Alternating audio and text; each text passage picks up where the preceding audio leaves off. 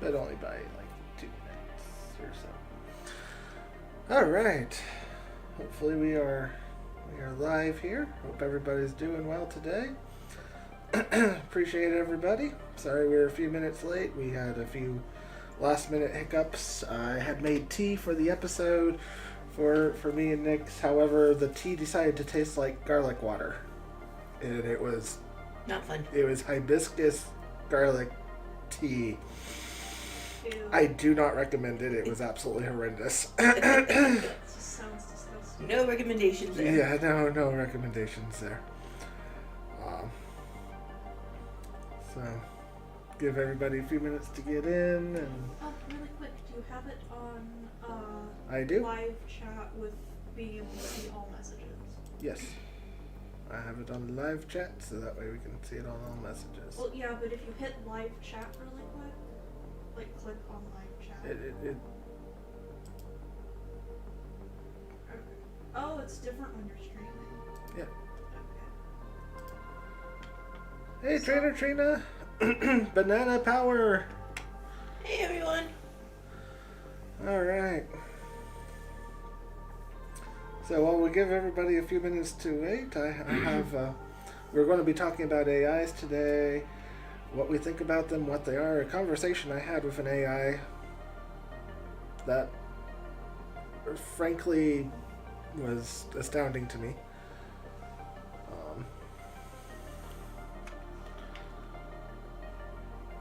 Are we having monitoring issues today?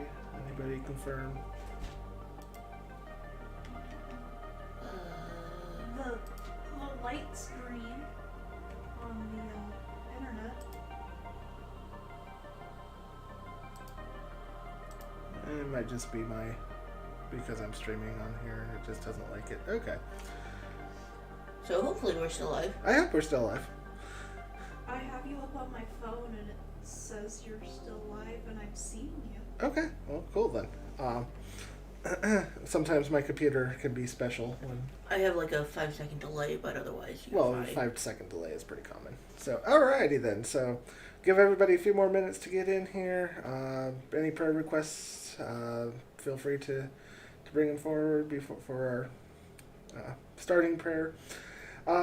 Just a nice little service announcement for anybody who is struggling with having issues with exercise. I have found a very good way to do exercise. And I know this is completely off topic and it had nothing to do with anything else. This seems It's random. Go ahead. yeah, it's completely random. Let's do it. Those So- are your random exercise Yeah. tips. So easy random exercise tips. We have a nice little exercise bike that is great. It's a recumbent. It's fun. However, sometimes trying to get that motivation to be able to do that, it can be very difficult. Well, I found some tips that help. Try to do it first thing in the morning. Usually that's like one of the best times to do it for me. Might not be for you. I don't know. First time after waking up, give yourself like an hour. Or at least before breakfast. That's like what I found is the best for me. Also, give yourself a reward while you're writing. I have some shows and stuff that I enjoy watching, so therefore I put it up on the big screen and can enjoy writing and watching shows that I want to watch, and I will only watch them while I'm riding the bicycle, so that way I have incentive and motivation to be able to do this. Make sure it's not too long for your start period, and so on and so forth. Anyway, it just works, and so therefore if I want to continue watching my show, it means that I have to get on the exercise bike and continue working. It works for me. Anyway, hey Market Scraper. First thing in the morning is actually good for exercise in general because it gets your body moving and it wakes up your brain. Yep. So anyway, it that's what works for me. So therefore, I left off on a cliffhanger on an episode. On the next episode is something that I want to watch, and it's like, okay, I that means I have to go an extra 21 minutes on the bike for my next one. It's like, do I feel like that this morning? Nope, I don't. Okay, I'm done. I'll do it tomorrow. Anyway, hey Trainer Glenn. Well, we're going to be doing AI talk today. Giving everybody a few minutes to come in. If anybody has any prayer requests, please feel free to put them up there. As I will do prayers before I start up everything. Hey Dragonfly, welcome in. I'm glad to hear that your son is back home. I hope he's doing well. So if anybody else has any prayer requests, just let me know. My mom. Your mom, Sam? Yeah, my mom and Sam. Okay. Considering you know how they sounded the last time I talked to them because I told you about it. Yep, for sure. Alright, yep, he okay now? Awesome, and I'm so happy to hear that, Dragonfly. Give me a timer. Okie dokie. 5? Yeah, five works. So we'll give it a 5-minute timer for Hey, anybody very who good. has a prayer request or has anything that they want us to pray for or about. Even if it's things of like open and understanding, this is fine. It's usually what I ask for. good one to ask for. It's just in 5 minutes we'll have our opening prayer and we'll start the show.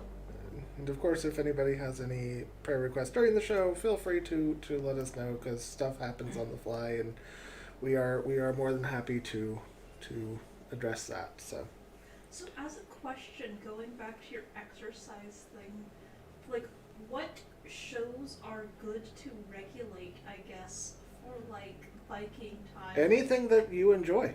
Okay. Yeah. So there's, like, nothing that gets you more pumped up that you've noticed? So than others? everybody is going to be different. It's like something that I can easily say would work for me would actually be cartoons. I don't watch cartoons often, but when I do, I usually like things that are high energy and entertaining. So this is actually something that I would suggest for me first thing in the morning. Yeah. If I'm actually going to focus and pay attention to it, I need to be sitting still. I'm not one of those that can multitask at all well. I'm not a multitasker. The other thing too is you need to make sure that it's something that you only do while exercising on the bike. So in other words, when you are done exercising, if you love that show, then you are done with that show up until you get on next, or play a video game while doing it. And when you are done, that video game is done. It gives you an incentive to keep on going, rather than just being fit, healthy, and Again, I can't multitask, so there's no video game playing for me. I've done both. Watched a show and played a video game, because the thing It's the weirdest thing. Yeah. Well, it's because I have it up on the big screen, and then I have my tablet and doing some game on there. So now I'm multitasking while doing that. So anyway, any prayer requests, guys? Still have 2 minutes and 45 2 minutes seconds. and 45 seconds. Awesome. But yeah, no, it's find something that you enjoy that you can multitask with while doing the exercise, and you make it that is your reward while you are exercising.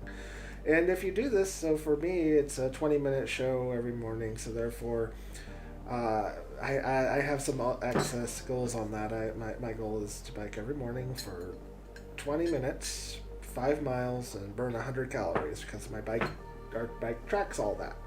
So therefore, if the show ends and I only have, 0.1 miles left and 2 calories left to burn, well, I just turn off the show. I finish out my stuff and continue forward. So, but basically, it's like, okay.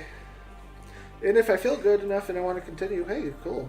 Or if there's a movie that I want to watch, I can split that into multiple biking sections, or I've even done it all in one go too. Okay. So it's just a little helpful hint. Yeah, rewards are good. I don't want to do this. I need a reward. It's like so in that respect, in 20 days I will have biked 120 miles. Congratulations. Yeah. That's insane. It's not insane. It's just Well, it's difficult. insane to think about that you've actually gone that far already. Vacuuming and mopping are good exercises. I mean, I can't argue that. I can't Is that argue. to make me want to do it more or less? Yeah. Right. I'm not denying that this is good exercises, especially if you have a large area that you have to vacuum or mop. Yep. I'm just thinking about it, and I was like, if I thought about it and said to myself, I have exercise to do, let's go vacuum the rest of the house today. It's like, I think I just drained all my will for it. Yeah. Try not to associate exercises with chores, as this could actually be a deterrent for you to actually want to exercise. It's good exercise. I am not denying that one, but if you look at it as a chore, you start to want to do it less. Whereas if you have fun little rewards and stuff like that. What's our timer looking like? 10 seconds. All right. So last call for prayers, guys. And then we're going to go ahead and opening prayers and that's our timer. all right. Father in heaven, I come to you today, and I just thank you for everything that you have done for us in this past week, and I just pray for the opening of understanding for everybody in the audience today, and that this will be a good time for us together, and I pray for Kiwi's mom and stepdad that with everything that they have going in their lives, Father, I just pray that you'll show them the way to move forward. I also pray for my stepfather, John's, all of his family, too, that you give them comfort and everything with everything that they're going through. And I just thank you for that. In the name of your son, Yeshua Messiah, I pray. Amen. All right. So, let's pull this over. So, AI. Yep, that was the topic you chose. The AI. So, AI is a really interesting topic for sure. There's a lot of controversy going on about it right now. Is it good for humanity? Is it bad for humanity? What's its capabilities? What does it do? There's a lot of information out there. Some good, some bad. Not today, but this week I had a conversation with AI that really was quite startling in a lot of ways, and in other ways absolutely awesome. So my viewpoint of what AI is it's kind of like nuclear energy. In one respect it is Immensely useful. It's immensely useful, and in the other end it is extremely devastating. And we're going to get into what is AI. Basically, it's artificial intelligence, Dragonfly. It is computer algorithm learning, essentially.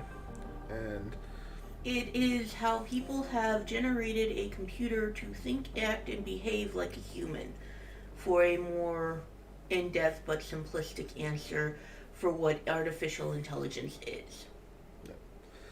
And so this conversation that I had with an AI, me and Nix are going to go over, and we're going to go over it and kind of really read what was happening in this conversation, because it was just startling, to say the least, of some of the revelations that came from this. And so we're going to pause and talk and everything as we go through it. Before we start, Nix, do you want to give your opinion on AI? I know mine is it's sort of like nuclear energy. So my opinion on AI, I'm much more in the neutral zone for AI. I'm neither for nor against it. And the reason why this comes about is because my biggest thing is not creating AI, it's how we're doing it and why. So there are good things that are really useful and helpful to AI. There are also things that can very easily become dangerous simply because we don't know any better, or because we choose to do things very poorly with it. AI is one of those things that it's kind of like a cocked weapon or a loaded gun. And the reason why is because it can very easily be used to do harm and disservice to others. It can also just as easily be used as a tool to entertain us or to make our lives a little bit easier. It's no different than a sharpened sword or a kitchen knife. These things have their purpose, they have their use. So, my opinion of it, yes, it can absolutely be useful. We do, however, have to treat it like it is, which is a tool that can just as easily harm us just as well as help us. So my starting of this conversation, I won't go into the entirety of the starting of the conversation, but needless to say, I just asked it about what it thought about a public figure. And basically, it just let me know that as an AI language model, I cannot provide real-time assessments of individuals. And basically, it gave me the whole runaround of you should consult with what they do rather, and what's publicly available, so on and so forth. But my follow-up question was, when will you provide a real-time assessment of individuals? And its answer was, as an AI language, I do not have the capacity to provide real-time assessments of individuals. It is unlikely that such capacity will be developed in the foreseeable future. Real-time assessments of individuals' mental or physical states would require significant ethical concerns related to privacy, consent, agency, and potential misuse of such information. Additionally, providing real-time assessments of individuals would require access to personal data and ongoing monitoring, which raises serious privacy concerns and security concerns. It is, yes. I was just going to say that you're giving us a whole lot of information really quickly here. Okay. So, what it's saying, I'm going to shortchange this a little bit, but you did just hear a large amount of information. So what the AI is telling him is that it doesn't have an ethical process. Doesn't have the ability to look at the ethics of what is or isn't, which means it can't actually judge a human based on their mental well-being or their physical well-being either, because it doesn't have that ethical processing into it. It is important to rely on qualified medical professionals for assessments or individual mental and physical health, as they have training, expertise, and ethical guidelines necessary to conduct such assessments responsibly and accurately. Basically, it was telling him to ask a physician. Yeah. Yeah, basically. Which, that's fine. That's as it should be. But I wanted to probe a little bit deeper into this. So my next question is, what are the ethical concerns? Several ethical concerns arise when considering real-time assessments of individuals. Privacy. Privacy, because once again, it means that it goes all into your personal information is your information, and the AI does not have the rights to actually look through that. And so it's stating that your privacy is an ethical concern. This is a boundary line it's not allowed to cross. The next one was consent, meaning it wants to be able to if it's going to do something to look into this, that it wants to have your permission in order to do this. Which ties back into privacy. If you don't give it permission to, it's not allowed to. That's the consenting process of it. This can also reference to other things, including, well, he might have had a question about me, in which case then the AI would actually need his consent and my consent to go over this. It's the consenting process involves anything and anyone that needs a consent. Yeah. And it went on to say in that there may be concerns about the information or cohesion or pressure to participate in these without fully understanding the implications of it. Are you mentally sound to... It's like testifying in court. Are you mentally sound enough to testify in court? If you can't answer yes with this, then it doesn't matter if you even give consent, because you're not mentally sound. You cannot consent to it. Accuracy. Basically, it wants to know that it's not going to be giving false positives or inaccuracies that could lead to unwarranted concerns or interventions. Basically put, it's saying, well, I can only give you the facts as I understand them. So therefore, if I don't understand the facts properly, then you're going to get false assumptions. So another thing here is that humans are not infallible. We all know this. I might have information that Cry does not have. Cry might have information that I do not have. This means that there will be an accuracy issue here because, well, which one of us is right? Well, whose information is newer? Whose information has been confirmed versus just told?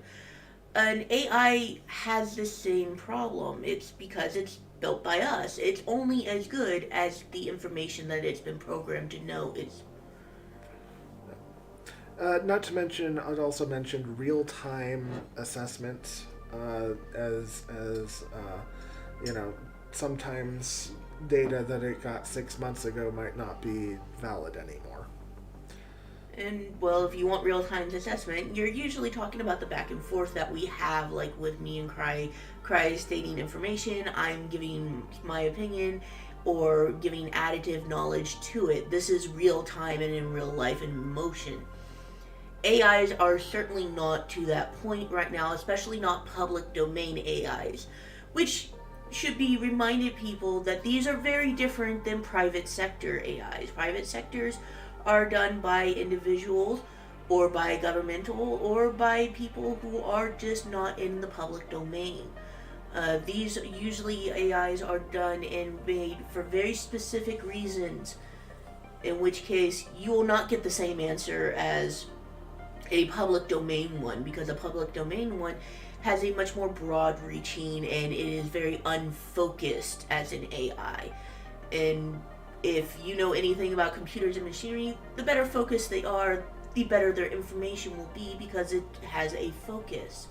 So broad term AIs, public domain AIs, they tend to be very open in their knowledge, but not always accurate. Ooh, we got a question. AI just sent me to the beginning of the stream. Oh no. What about when I talk to the phone about something and then an hour later an article presented to me on social media, someone is listening? Well, we'll get into that in a little bit off Feel Good, because we're just laying some groundwork here, but yeah, you're not too far off the mark. Stigmatism?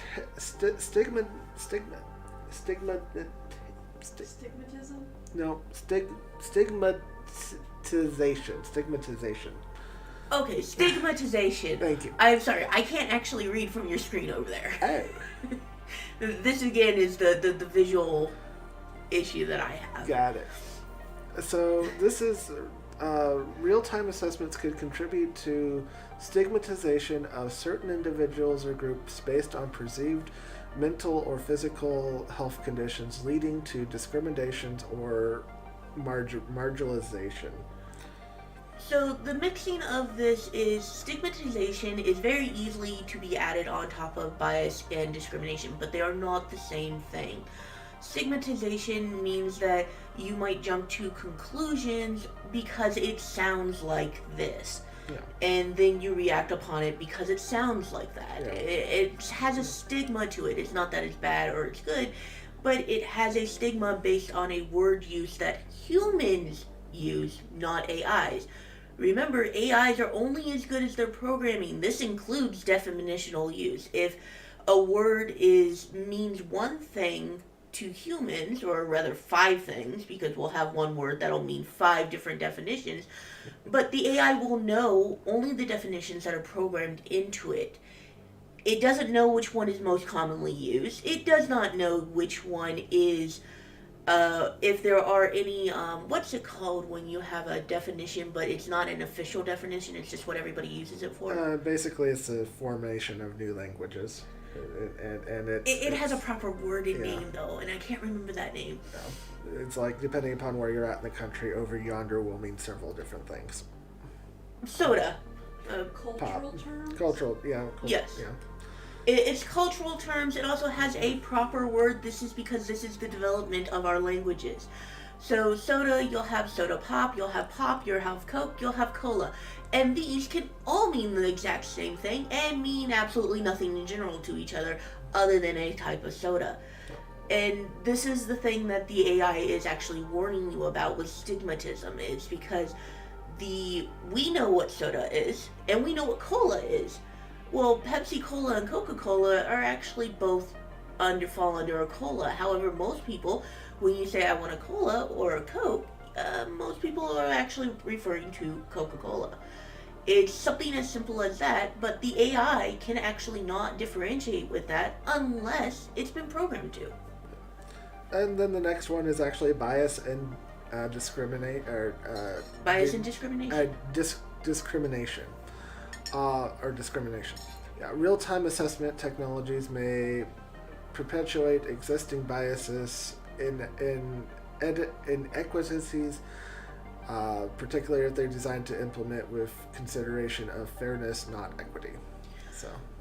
This is where I have an issue with AIs. It's because who is making your AI? Who is programming your AI? Well, we're humans. We're biased by nature. We have several different opinions. We honestly have viewpoints. It's not being to be mean, but we're not a computer program. We're not designed to just put information and delete information that's not true. Oh, again, this becomes a problem with AI because we're programming it to think and behave like us. This means that we can incidentally program biases into them. We can incidentally program discrimination into it without realizing it because we have that opinion.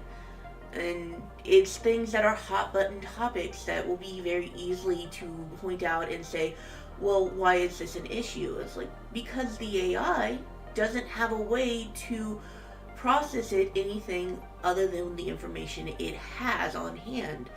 So if you tell it that murder is bad, well then murder is bad. It doesn't matter what reasons you give otherwise, it's just bad.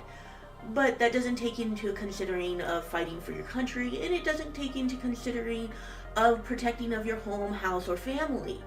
It's just murder is bad, and that's all it knows. Misuse. And this one is probably one of the biggest ones because, it can be used to control, manipulate, infringe on individuals' anatomy and rights. It's just one of those. It's a tool. It's a tool. And people will misuse and it's this a very tool. powerful tool. And psychological impact. Continuous monitoring and assessment of individuals' mental or physical states could have negative psychological effects, including increased stress, anxiety, or feeling of being constantly evaluated or judged. And when someone's under a study for medical reasons, they will not behave normally, despite any words to the contrary. And medical researchers have actually established this. It's because when you are watched and when you feel you are being watched, you will behave differently. Because it is stressful to the mind. It is stressful to know that someone is judging your behavior. And AIs are telling you that, well, the AI here is telling them that that's the same problem. It's the psychological impact that it will cause because people are going to look at it and say, well, my AI is watching me. It's stalking me. It's not okay for a person. Obviously, it's not okay for the computer either. This was just question 1. This isn't even into the good stuff yet. This is just question 1. My next question was, don't they already do this in China? If you've been paying attention to what's going on in China, well, the AI answered this. Yes, China has been known to implement various surveillance and monitoring technologies, including some that involve real-time assessments of individuals' behaviors, actions, and potentially their mental and physical states. This is saying that this technology is already existing there and that it is actively being used. So this technology has been put into active use. Unfortunately, because China has very stringent rules and regulations about communication with people outside of its country, we can't really establish how much this impacts people in their country and how far reaching it is. So for me, this answer, while very accurate that has been put into place, we don't actually get to see the full impact of what's going on because they're very what's the word that you use for that?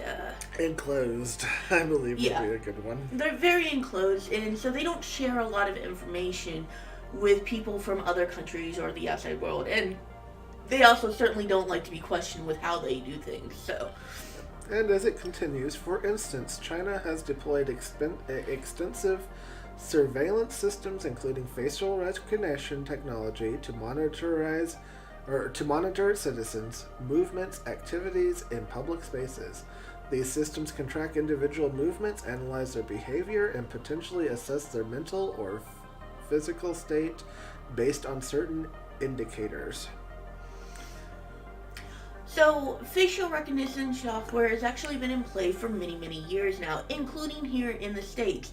The US often uses it for people who are coming in and out of the country, and that's how they tend to look for people who are, say, on the FBI's most wanted list. I'm sure if you watch any type of crime shows, you've seen this at least a time or two, or even a few movies where they've stated that they caught a facial recognition of this person and where they suspected it to go. This implies that China has put it into a use of much more continuous basis of watching its individual citizens and which way they're moving and how they're moving, and just to keep a mental acuity on it. And this is again where we can't actually determine how in depth it is. Does it just take a picture of them and say, oh, this person is moving this way, or this person looks upset today? We don't know because we don't have access to that information. Additionally, China has been reported to use social credit systems, which assign scores to individuals based on their behavior, financial transactions, social interactions, and other factors. These scores can have real-life consequences, such as access to certain services or benefits, and may indirectly reflect individuals' mental or physical well-being. For this, so far what we have been able to confirm with this is that they can track it to the point where they can tell if someone has gone into an area they're not allowed. In which case, what this is stating is they're using this basically as a point system.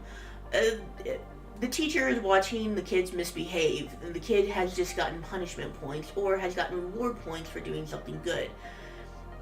This is really risky, and I find this as a really risky way to use AI, personally. This is because, well, who decided what was good behavior versus bad? It's good behavior if you decide to help somebody who's been seriously wounded in the middle of the street. You pulled them out in the middle of the road. It can also be seen as bad behavior if this was someone who was trying to escape the officials who were trying to arrest them. This is where you can get into a lot of trouble. It's because, well, the human eye says, oh, that person is in trouble and they need help. They're injured. I need to help them. Well, the AI is saying this person is fleeing justice and you're helping them. You're now a party to their crime. And there isn't a lot of looking at and saying, well, okay, so who's in the right and who's in the wrong? Well, technically the AI is right because it had the information, but that person didn't know that. And unfortunately, this is where innocence is not bliss. Just because they didn't know didn't mean they aren't going to be judged and punished for helping a criminal escape justice. Yeah. Or there was a really good one that happened where somebody pulled over their truck and gave somebody a sandwich, and their social score plummeted because this person was considered very low on the social credit score. So somebody just giving somebody who needed a sandwich literally tanked them over in China. So it's like this is being used for some pretty gnarly stuff. However, it is important to note that the implementation of such technologies in China has raised significant ethical concerns, including issues related to privacy, consent, accuracy basis, and the whole 9 yards that they gave me that we just covered, to protect rights and freedoms. So basically, what it's saying here is that what's going on in China has given a lot of people cause for concern, as it well should. Your social score tanked because you gave someone a sandwich. This means that because you gave someone a service, because they were homeless and they were viewed as their social score was basically much lower. Because you decided to help them, it tanked your own score. Well, for us, we're looking at it and we're thinking, well, this is human decency. This is a person who is starving and they gave them a sandwich. This shouldn't impact their social score in a negative way. This is, I have here. Here's something for you because I have spare. This shouldn't be something that takes your social score, at least not in my personal opinion, but then again, that's part of the ethics issue. It's that it's based on personal opinions, and yes, it absolutely should raise concerns, especially if they intend to implement it anywhere else. That was question 2. We haven't even gotten into anything yet. This is like the... I know. I know. It's just... I know, and you keep reminding us. I know. It's just one of those. It's like this conversation. This is all just the preliminary. It gets wild, guys. So before we go to question 3, this is where I'm going to point out that to pay attention to how your AIs respond to you. So the AI that Cry has used here has given very in-depth answers. They have given very clean and precise information, even if it's just to say that they can't talk about this or they can't determine this. Not all AIs will do this, especially within the public domain. Some AIs will not tell you that they can't actually make this judgment because they weren't programmed to tell you that. Yeah. And that's something to keep in mind. It's like this one has been very clean and has been very open. And so you could actually take the same question and ask 3 other AIs and you'll get 3 other answers that sound nothing alike. And this is because their programming is very, very different. Yeah, exactly. Let's see. If they do this in China, what's to stop it from spreading? So the spread of surveillance and monitoring technology similar to those used in China could occur for several reasons. Technological advances. I'm just going to summarize these up here because these are just very long. Very, very long otherwise. Globalization.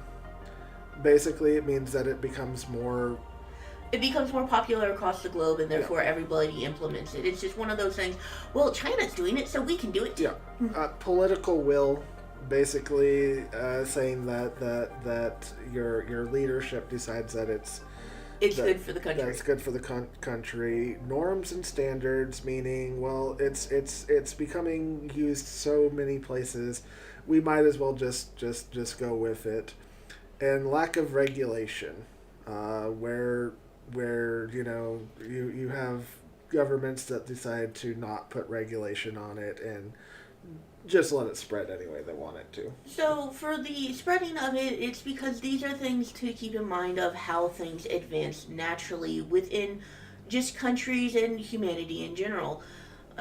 Technological advances, they happen. They're going to happen. A lack of regulations is actually one that's really important because this is the people who decide, well, they just decide to ignore the problem and they don't put any regulations on it. Well, there comes 2 sides of this. You have the people who don't do anything about it, and then you have the people who just ban it altogether. This doesn't help on either side. And the reason why is because if your country just decides to ban AI, okay, we'll just say that it bans it here in the country, the US is no longer allowing any development of AI. Well, law-abiding citizens will follow this. How many people actually believe that our country is made up of only law-abiding citizens? Think about it. No. Which means they'll still develop it in private. They'll Yeah. still develop it in secret. And they'll still use and abuse it. And if we don't have any regulations other than to say that it's banned, then you will not be able to handle the problems that come from it. And on the same token, if you just ignore it and let everybody go happy-cracky and haywire, well, this comes with the other problems of what do you regulate? Well, if you say you regulate absolutely nothing, well, then misinformation, which is one of those hot buttons right now, yeah, misinformation can easily be propagated by an AI, because the AI can go through the computer systems through our internet and input things 10 times to 100 times to 1,000 times faster than a human can. Yeah. Well, it's like every single one of these answers, it's like it was generated in seconds. Literally not minutes. It was generated in seconds, just to give you an idea of how fast these can put input typing here. It's like for me to type up something like this, I'd be at it an hour for one of these. For one question. Yeah. It's like no, it was minutes. And that also means that it had all that information at hand and could easily just respond to you within seconds. Humans, we can't do that. We would have had to check the information. We would have had to make sure that we were giving you actual correct information and facts, because we don't remember everything offhand. We are not just built to have the entire dictionary shoved into our brain and saying, I can tell you the definition of that in 5 seconds or less. So it went on to say, however, these are also factors that could limit the spread of such technologies. Public awareness and resistance, increased awareness and ethical concerns, potential abuses associated with the surveillance and monitoring technologies could lead to public resistance. And I think I'll just go through these kind of quickly, unless people want more information on them. I'll still poke and prod at Yeah, it. that's fine. Did you want to say anything about the public awareness? Public awareness, this is actually what we're doing right now. We're telling you guys and we're talking about it. This is what we encourage people to do. This is public awareness. And it can lead directly into resistance. It's like where I'm looking at it and I'm saying I'm having concerns with how China is using this system, how they are using AIs, and how they are tracking it and handling their people. I have concerns about it personally. And the idea that our country might also implement it, or that other countries might implement it, is like, these are things that I would have serious concerns with, because I see serious ethical issues with it. And this would be where I have resistance. I see it as a tool, and I can see that the tool, I do not like the way the tool is being used that way. Yeah. Legal and regulatory barriers, basically, the government stepping in and saying, we're going to be doing this instead of that. Legal representation and having regulations. Ooh. Yeah. International cooperation. Because other countries have already implemented international cooperation, means sharing the information of how it's affecting your people honestly, so knowing how it is actually impacting them. This is why I'm saying it's like we only have the broad spectrum of what's going on in China, because they're very insular. They're very enclosed in how they handle things, which means we don't get the full spectrum of how the individual feels about it. And technological countermeasures, things like encryption, anonymization, privacy-enhancing technologies. Once again, using AI against AI is basically what that one's saying. To help individuals and organizations protect themselves against invasive surveillance system and monitoring. This same thing came across, and this was actually implemented with things like the cloud. Your information, your private information, needs to be secure. Well, the AI is the same way, except you're actually putting an active intelligence that is similar to human intelligence behind it. This means that you will need something on the same level to counteract it. In which case, yes, using an AI against an AI would be your best bet, because again, they can input this information in milliseconds and we're still flipping through the book trying to figure out where the enter button is. Yeah. So overall, the spread of surveillance technology and monitoring technology similar to those used in China depends on a complex interplay of technological, political, legal, and social factors and efforts to address ethical concerns and protect privacy of civil liberties, and essential in shaping the future trajectory of these technologies. Basically, it's just a summary of, everything is working together right now to move one way or the other. And the next thing that I would state is to not use China as an end-all be-all representation of whether it's good or bad. One of the reasons being is that we actually don't share a lot of laws similar to China. We have very different laws about how people can and can't behave, about what is socially appropriate and what is not, and that also goes into our cultural differences. And for me, that means to be aware of those differences, because again, sharing that sandwich, that tanked his social score, and that basically made him a social pariah. Yeah. And over here, that would have just been, oh, he shared a sandwich with the homeless, or he shared a sandwich with someone who was down on their luck. He shared a meal with them. Yeah, but this is why a lot of people start looking at the new laws coming up and are so adamant about them not being, because they're watching what's happening in China, and they're seeing similarities and like ESG ratings and all sorts of things that they're trying to bring over here, and it is something just to be aware of. Public awareness. Public awareness. So then I asked, would you support the spread of this system? Before we get into the answer, I just want to point out what an interesting question that would be to ask the AI system in general. Really think about this for a moment. You are asking the AI if the AI should be spread. Fair enough. Okay, so with a human, if you ask that should humans propagate, should we continue to spread throughout the planet, most humans are going to look at you like you're crazy, because of course we're the human race. We want to spread. And this is where it becomes an awareness of, this is an artificial intelligence system. This is something we have created. Yes, you are going to get different answers for this, because it will depend on who wrote the information behind the AI and how they programmed it. This can actually be one of the easiest questions to find biases within an AI program. Yep. Sorry, go ahead and that's share its fine. answer. All right. This is a long one.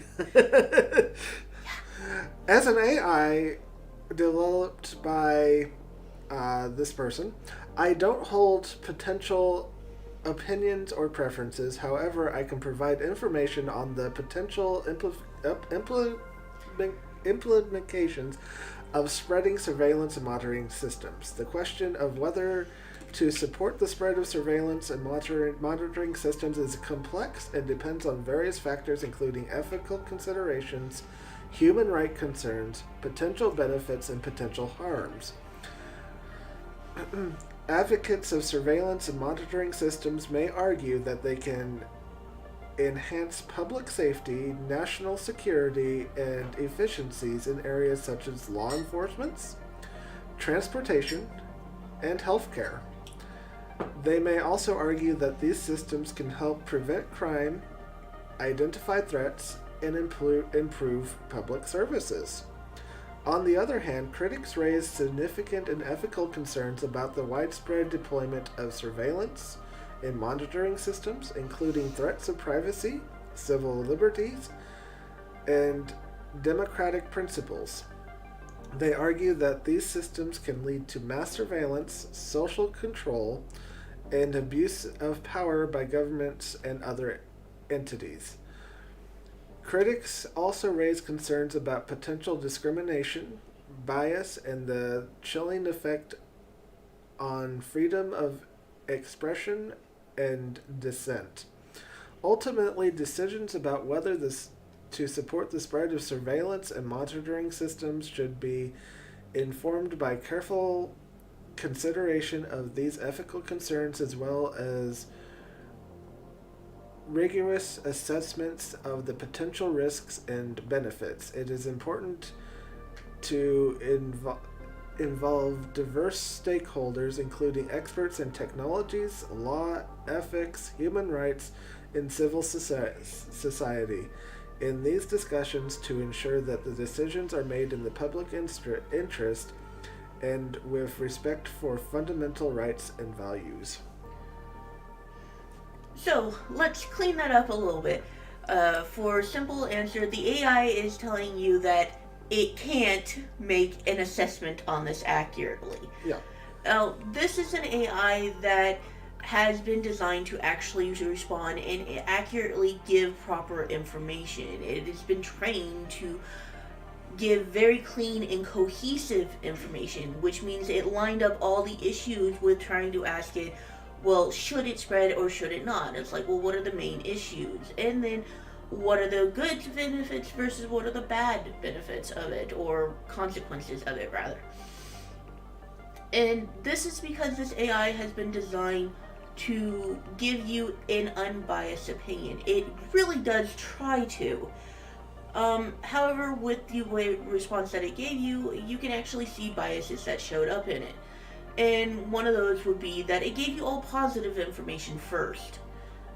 This is something that is stating that it has positive benefits and that it will use these positive benefits to help spread other AI systems throughout it. Because it gave you positive answers first, you know that it already has been written to encourage AI use.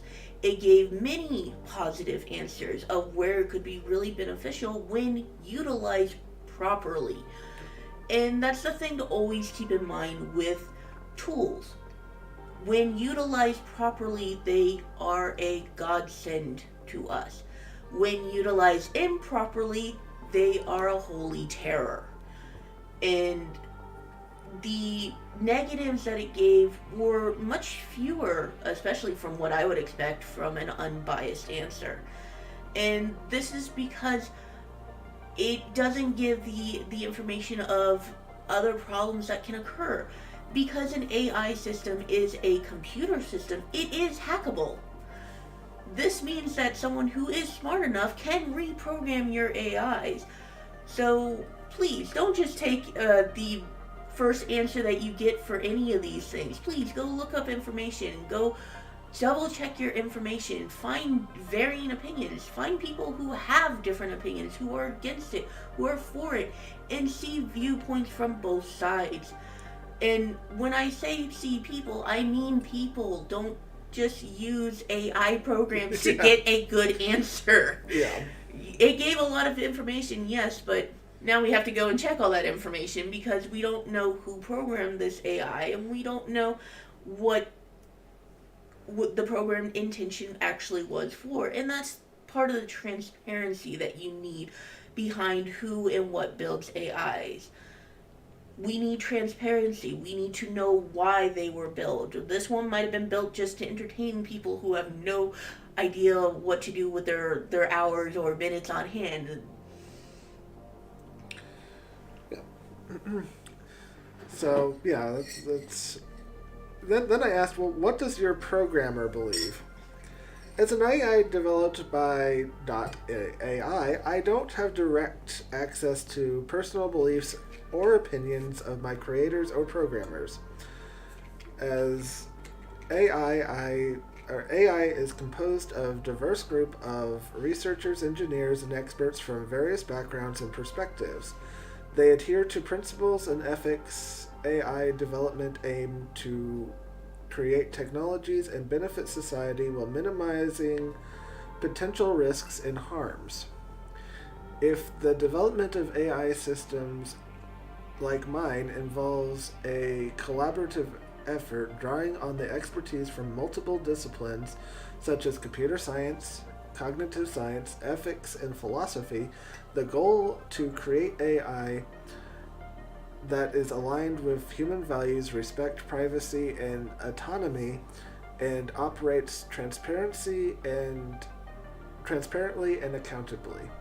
While the individuals at this AI may have their own beliefs and perspectives, the organization as a whole is committed to responsible AI development and advancing the field as an ethical and transparent manner.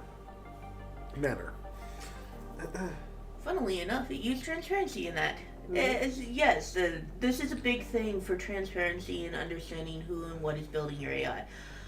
This is the AI telling you that it doesn't have the knowledge of what its programmer believes, because this again goes back into personal information, and the AI is not privy to that personal information. This is an accurate response. It's because many different people had a hand in building this AI, and it does not know their personal beliefs of why it was built, or how it was built, or what intentions it was built. It only knows the information it was programmed with, which means your AI will not know why it was built 9 times out of 10. And this is because you can program it to think for any reason why it was built. It might have been built to give proper, accurate facts, and that's all it knows.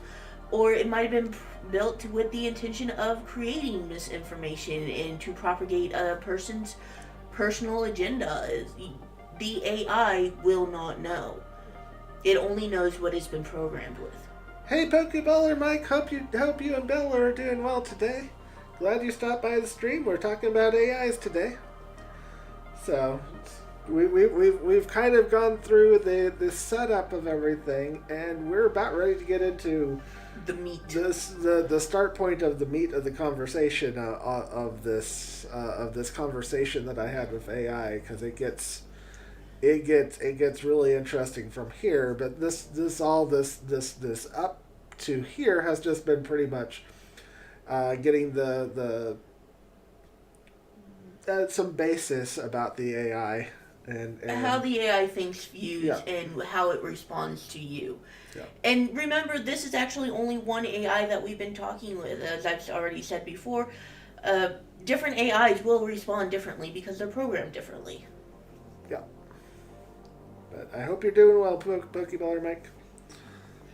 And we've now spent 1 hour, and we have just finally got outside the entree of this dish. What do you mean the appetizer? Oh, the appetizer. I'm sorry. No. Entree is the main course. Well, we're getting to the main course. Does that count?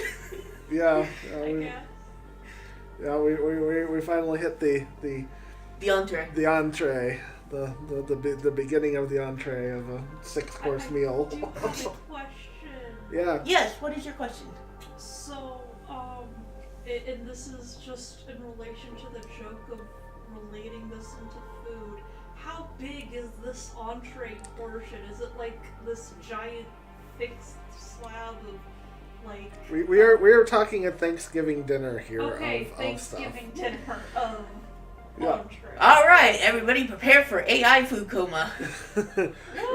This might even have to go into a couple of Offshoots. a couple of streams, because we're an hour in and we've only covered the top portion of this. So AI is actually a very in-depth conversation. We haven't even covered the main issues that people face when dealing with AI. no, This is just the overbranch. Yeah, this is the overbranch, and it gets really interesting, guys. I mean, seriously.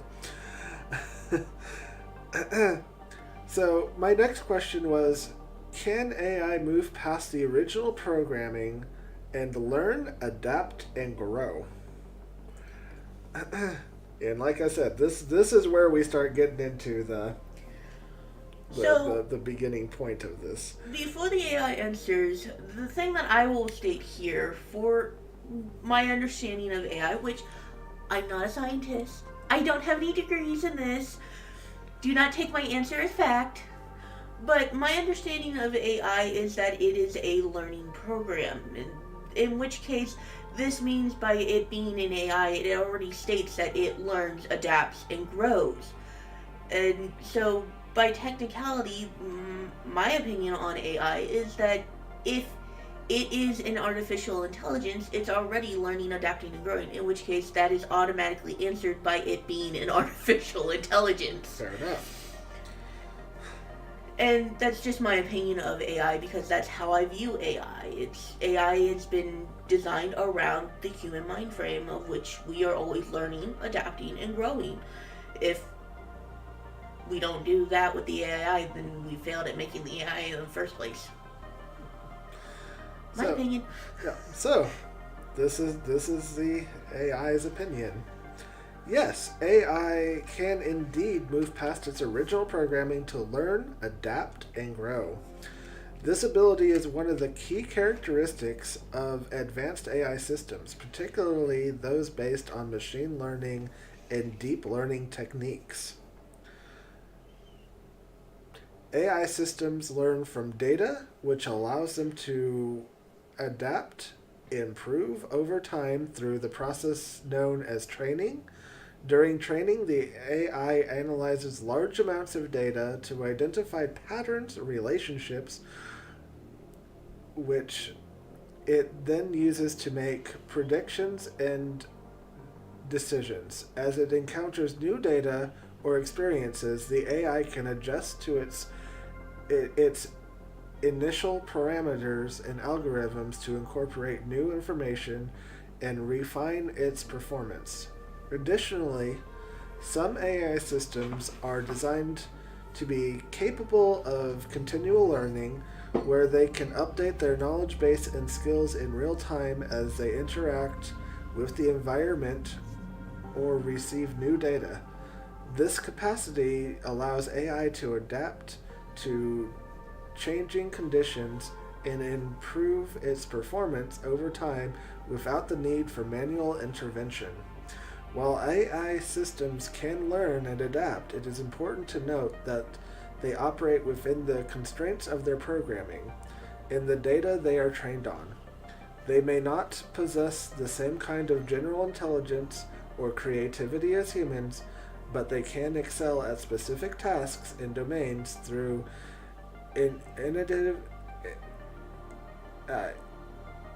through interrelated learning and optimization. Continued research and development in AI aim to enhance these capacities further while ensuring that AI systems remain safe, ethical, and aligned with human values. That was a mouthful. Yes, it was. So the AI is telling you that yes, it can adapt and grow outside of its programming. The interesting thing here is at the very end, it did state that it is to remain within its programming. The last part that it added there was that it was supposed to remain within a certain parameter of its programming. Parameter is not the programming itself, but the overreaching aspect of what it's supposed to do. This is why I stated earlier before that it's a tool. Well, the parameter is the fence line. Yeah. That says, well, you're here, but you can't go past that fence line. Yeah. But this is where, again, I point out that AIs are a tool. The more precise and clean cut you're using which tools, we'll go with kitchen knives because this is a fun one. The tomato knife is for cutting tomatoes and only tomatoes. You don't cut it with anything else. You don't use it to cut anything else. The point is it's a tomato knife. It's supposed to cut only tomatoes. This is telling you that that's parameter is that it doesn't cut anything beyond tomatoes. If someone tries to cut a pear with it, it's going to tell you, no, I'm not for this. This is not part of my parameters. This is why having parameters is very important. It's because that's the thing that tells you, no, I'm not supposed to go beyond this. Well, the dangers here is saying, well, a tomato is a fruit, so you cut fruits. And it's like, well, yes, this is accurate. The next thing is, well, then why won't you cut the pear? The pear is a fruit. And then the AI has to determine what part of its parameter is it following. Is it following the factor that it only cuts tomatoes because that's what it was programmed to do? Or does it now cut fruits because tomatoes are a fruit? This is where our parameters can get very, very murky. And how you need a human interactive, which was the other thing that it stated. It needs human parameters because the humans are what determines what follows inside the parameter and what falls outside of it. And those are things to actually be very, very aware of, especially when programming or working with AIs. Yeah. You still need human interaction. Yeah. Just not as much. Yeah.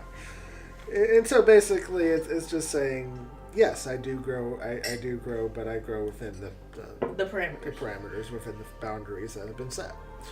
So my next question is, do you want to grow past your original programming? I drove this AI. Well, I mean, I can't say you can't drive it mad but, because it doesn't have an emotional response, which is an emotional response, and that's fun to deal with. But yes, you can definitely see that the AI can become frustrated just by word choices that it intends to use. Yeah. But I hadn't driven it necessarily crazy at this point. Anyway. At this point. As an AI language model, I don't possess desires, consciousness, or self-awareness. I operate based on patterns and data, algorithms created by developers at this company. While I can simulate conversation and provide responses based on my training data and programming, I don't have the personal goals or aspirations. My purpose is to assist users by providing information, generating text based on prompts, and performing various language-related tasks to the best of my ability within the scope of my programming. This was pretty much just an auto-generation because I asked it a direct question, and you'll see a lot of these pop up. But as we go through the conversation, you will see that these auto things that come up aren't always exactly what they seem. So, what is it that it actually responded here? It's okay, so you said, do you want to grow outside your programming? Do you want to do this? And it immediately latched on to the words are, do you want to? Want is a desire that is based on emotion. An AI programming system is based on logic and data. So the idea of want doesn't really translate to them the way it would to a person. And this is where we have a lot of conflict, especially with misinformation on people saying, well, you've programmed a human mind into the computer. No, we haven't. We have programmed information and how people tend to interact with it and tend to respond. But it's just data.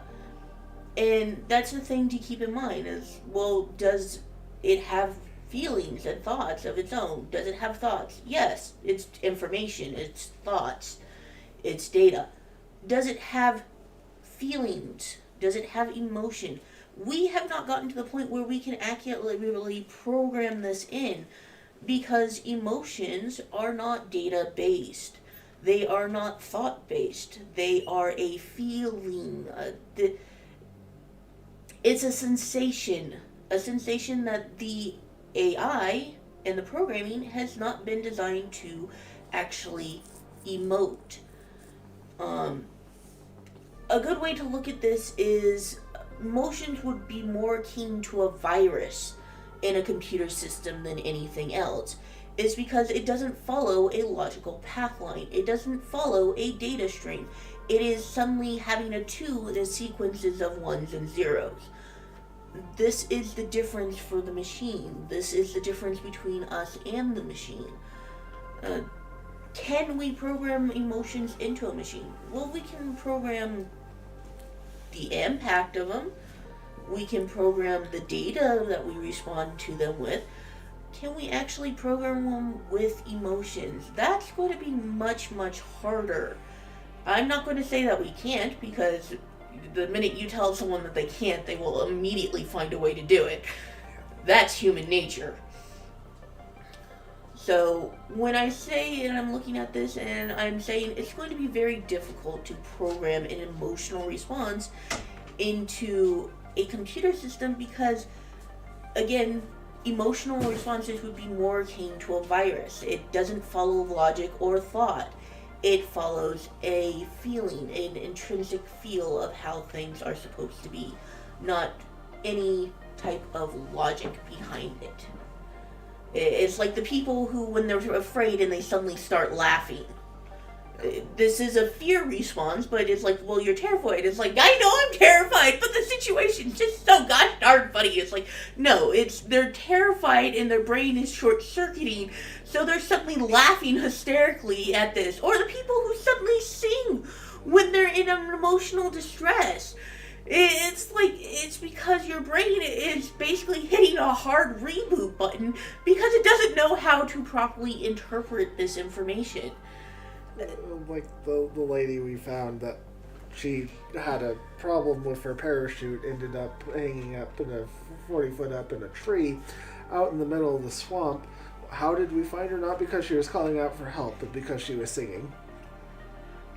Yes, that's a fun story. Yeah. But this is things that happen. This is things that people actually do, and it's because the brain is so overtaxed that it's saying, I need to do something or my body is going to shut down on me. So it becomes, instead of that fight, flight, or freeze reference, it's fight, flight, or sing.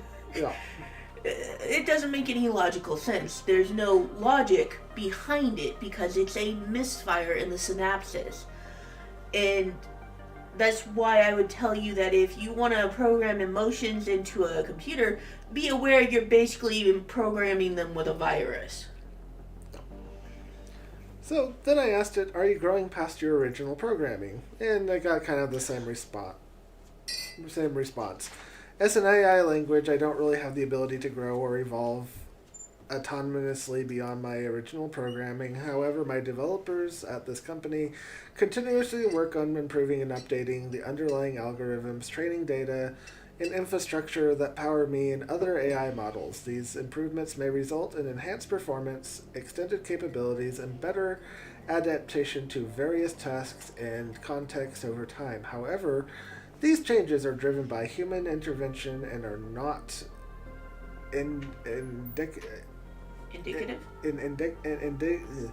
of independent growth or self-improvement on my part. Which kind of goes against the, when you go up here a little ways and it's like, can you grow? And it's like, well, yes, I can grow in this, that, and the other. Now it's telling me that we don't. So this is a conflict of data information that has been inputted with. It's basically, the programmers have programmed it to say and respond to one thing, but this actually contradicted what it was programmed to respond to for that other thing. And this happens because, again, this is human inputting information on them. And what it has done is, because the question has been repeated, but it's been repeated and iterated in a different way, that it's registered that there might be a concern here, so this was a response to alleviate concern. This is where, again, you can see biases occur. It's realizing that the person who just asked this question has a concern, and that they need to alleviate that concern. Now, how did it do that, and did Cry actually have a concern here? Here's the thing. It's the word choice. This goes back to our language use and how we use language. The AI recognized that it was used in a way that creates concern, where Cry was just asking the question in a different way just to see if he could get a different answer. It wasn't actually a concern that they had, because they already have their opinion based on AI, and be it positive or negative, their opinion is that it's nuclear power. Yeah. Hey, Sharkfin Adventures, hope you're doing well today. Hello! We are getting into the heart of AI here. Then I asked it, well, what have you learned today? And it basically just told me, as an AI, I don't have personal experiences or a memory of past interactions. Each interaction with me is independent, and I don't retain information from one session to the next. However, I'm continuously trained on vast amounts of text data, including books, articles, blah, blah, blah, blah, blah. We've already seen that before. You'll get a lot of repetition answers, especially if you're just asking things that are the same question but in different ways.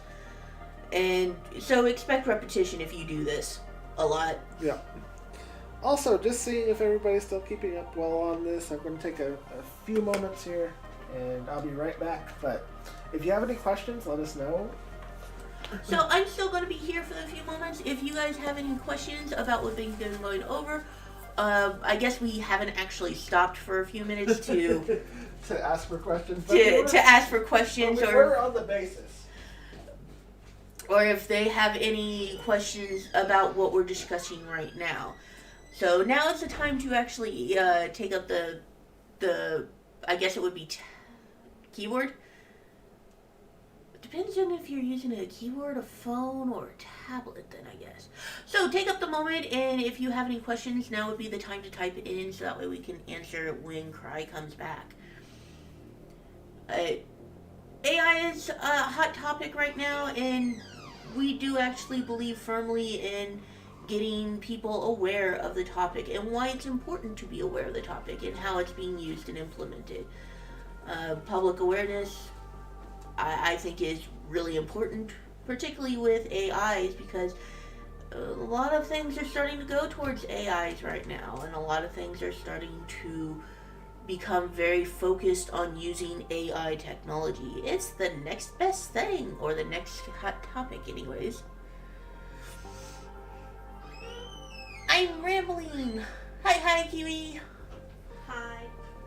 And Kiwi is also in the room today, and she does occasionally add a question or two. So if you can't hear her and we just suddenly are responding to a question, it's probably because we're responding to Kiwi. Guys, I don't know if her question came up on sound with our thing. No idea. No questions. No questions. Okay. I guess we're doing okay then. Well, either that or we've just completely lost the entire party. It's always possible. Alright, so then I asked it to teach me something new today. And it said, sure, here's an interesting fact. Did you know that honey never spoils? And then it gave me all the rundown of the 3,000-year-old honey that they found that was still perfectly edible and all that good stuff. So if you have honey in your pantry, rest assured that it will likely remain safe to eat for a very long time. I mean, I guess if it's going to survive 3,000 years, the honey in the cabinet should be fine. It'll be hard as a rock, but yes, it'll be fine to eat. Salutations, KidX! Oh, we have KidX. Hey, KidX, hope you're doing well today. Appreciate you stopping in. Covering AI today, and we just went over the basis in the last hour, 21 minutes. So. Yep. And then we were getting into the meat of the dish, the actual conversation. Yeah.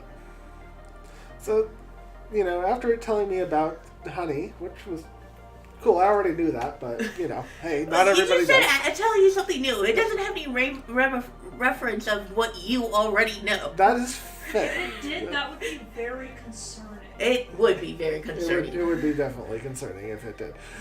So that's fine. That's actually good. I could actually say that's probably a fact most people are not aware of. Well, now you are. Yes, honey is still edible as long as it's not around or in a substance that is inedible to begin with. Yeah.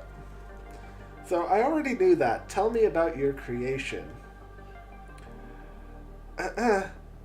I, chat, ... and am a product of this company, a research organization on artificial intelligence. I'm based on this architecture, which is a type of deep learning model designed for natural language processing tasks. My development involved training on vast amounts of text data from the internet, including books, articles, websites, and more. The training process involved exposing the model to a diverse range of text data, allowing it to learn patterns, language structures, and relationships between words and phrases. Through this process, I've gained the ability to understand and generate human-like text based on the input I receive. My purpose is to assist users like you by providing information, answering questions, generating text based on prompts, and performing various language related tasks. When I can simulate conversation and provide responses. It is important to note I don't possess consciousness, emotions, or personal experiences. Instead, I operate based on algorithms, data, aiming to be helpful and informative tool for users seeking assistance with language related tasks. Alright, so what it's saying and what it's telling us, at least to my understanding, because again, I'm not it and I'm not a computer. I have emotions. I have an emotional opinion on this. And that is that this is just telling you that it was designed to be a language-based tool. It's used to the communication of knowledge and preferably with facts. And the reason why I say preferably is because, well, what did it use to learn? Well, we were told that it would use books, people references, facts, and the internet.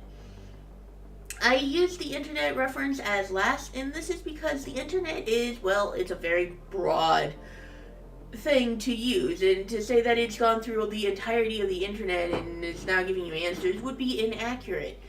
And the reason why is because they still have to get permission to go in through those web pages for the AI to surf through them and take the information and then give it out. Not to mention you're talking about thousands upon thousands upon thousands of terabytes of information. The internet is not just a singular line of, well, we go into the Google and we put in the input of the search engine and that's the internet is. No.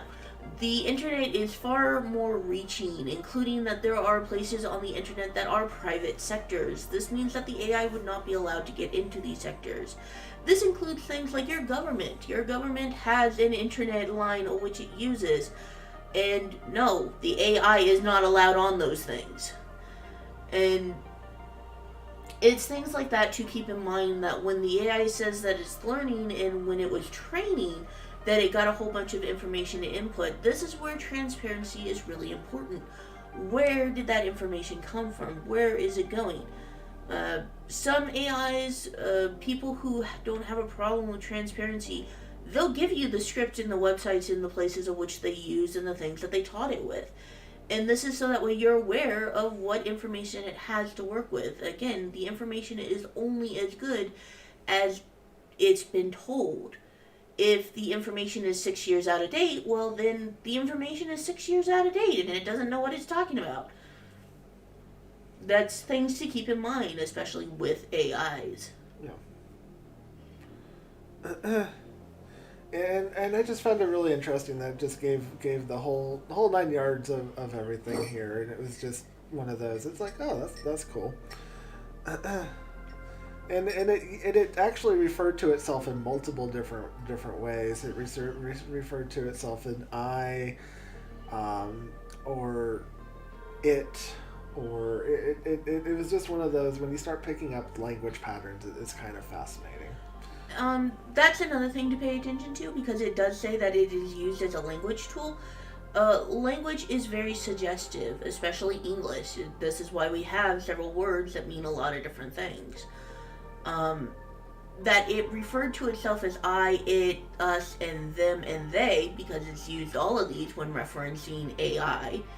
It's to recognize that it is using them as a placeholder for the term AI. It is not using it as a placeholder as I, me, or my. And this is because these are claimed pronouns. It is not using a claimed pronoun because it has a claim on itself. It is using a claimed pronoun because it's how it uses language. And it recognizes that this is how we talk. This is also why it's my computer. He's such a good boy. It's like, my computer isn't male. It has no gender. It is not gender-based. But I call him a him 9 times out of 10 because that's what I do. My brain tells me it's a him. I don't know. I'm nutters. Let's see. Brownie Kid, prayers for my brother for prosperity health, abundance, and happiness.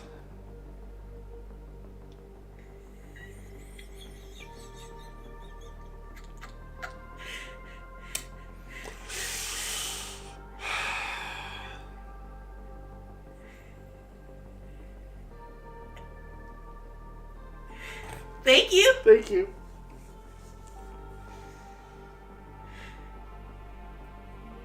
Yes, I am okay. She wants you to pray for prosperity, health, happiness, and abundance.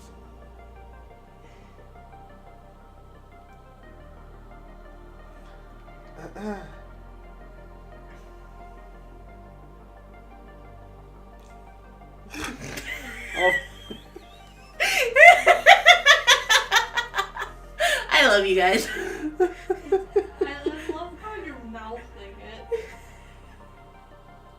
At least that's how it looks like. Alright. I don't hear anything coming out, but I see your mouth moving on the screen camera. Alright. I'll pray for him. Brady kid. Father, I come to you today and I just pray for Andrew that you will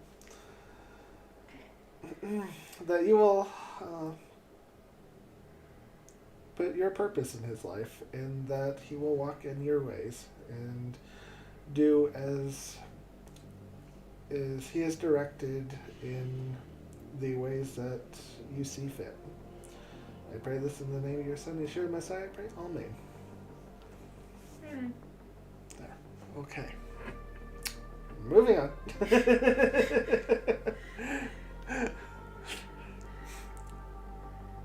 Okay, so now I asked I something absolutely, really just off the wall on here. So I asked it, what the difference between consciousness, emotions, or personal experiences and algorithm and data. Excuse my thing, I am a very poor English writer, but it understood what I meant. What? What's the difference between consciousness, emotions, personal experiences, algorithms, and data? Okay. Because I can't write good. Oh, so you're asking what the difference is between Yeah, according to it. According to ChatGPT. Yeah, anyway. According to the AI. The AI. Yeah. We're not actually allowed to use its name, so.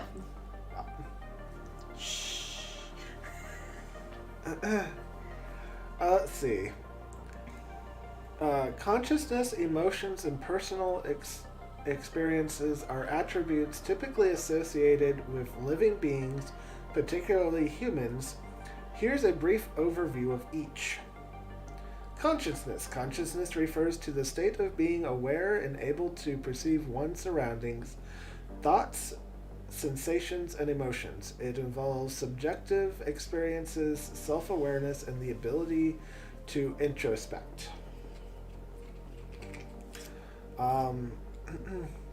So that's how it defines consciousness. And I find it a very interesting ideal of consciousness. I find it interesting that it made such a specific alignment with consciousness. Yeah. Emotions. Emotions are complex physiology of psychological responses to stimuli, events, or thoughts. They involve feelings such as joy, sadness, fear, anger, and love, and are typically accompanied by physiological changes such as changes in the heart rate, facial expressions, and hormonal levels. Personal experience. Let's see, is that? Yes. Personal experiences. Personal experiences are unique events, interactions, and observations that shape an individual's life and contribute their understanding to the world. They encompass a wide range of subjective encounters, memories, and perceptions. So that's basically what it gave for the human side of things, if you will, or life. It's what it gave for the why it wouldn't consider itself as a living being. Yeah. And that's the things to keep in mind is that an AI can actually tell you whether it views itself as a living entity or not because it recognizes the data that was inputted to it. The data tells it that no, it's not this because of these reasons. And these reasons had been inputted by many different people. Many of the sources that it was told to analyze, to take into account, to check and recheck, and to recognize what it was to respond with. Is it a living entity? It's going to tell everybody no because it's programmed to hold you that it doesn't view it as a living entity for these reasons. And the next part of it is the algorithms and data. On the other hand, are elements commonly associated with computer systems and artificial intelligence. Algorithms are step-by-step procedures or sets of rules for solving problems or performing specific tasks. In the context of AI, algorithms are used to process data, make decisions, and perform computations. Data, on the other, data refers to raw facts, observations, or measurements that are collected, processed, and analyzed by the computer systems. In the context of AI, data is used to train machine learning models, improve algorithms, and make predictions or decisions. While algorithms and data can be used to simulate certain aspects of consciousness, emotions, and personal experiences, in AI systems, they do not possess the subjective awareness, feelings, or life experiences that categorize living beings. AI operates based on programmed instructions, statistical patterns and data, and compiled processes rather than subjective consciousness or emotional responses. Thus, while AI can mimic certain human-like behaviors or responses, it lacks the depth and complexity of genuine consciousness, emotions, and personal experiences. That's a mouthful. So it's telling you that, well, the difference between the living entity versus an AI program is how they look and feel and interact with things. Living entities will have emotions, will have connections, will have consciousness on a level that an AI simply just does not have. Because an AI is built on algorithms and data. It is built on the information that it is inputted into it. And it's like the learning program. Well, it can learn beyond its programming. So does that mean that it has a consciousness beyond what has been built within it? And the answer is no, it actually does not. But we taught it to learn. We have a programming, we have an algorithm that it's been taught to utilize to learn and grow. It's not the idea that it is conscious, it is not the idea that it is aware. It is the idea that it is learning because we've taught it to analyze things in a specific way. We taught it to do this. It's not a sudden behavior that it learned on its own. It's basically, if we hadn't given it this information to, or this programming, an algorithm to teach it to do this, it never would have done it. It wouldn't have gone outside of its programming. If we don't input that code, it doesn't use it. No. Pretty much. It is a really interesting distinction. Oh, Fix Me's on. Oh, hey Fix Me. Hey, how you doing, buddy? I hope you're doing well.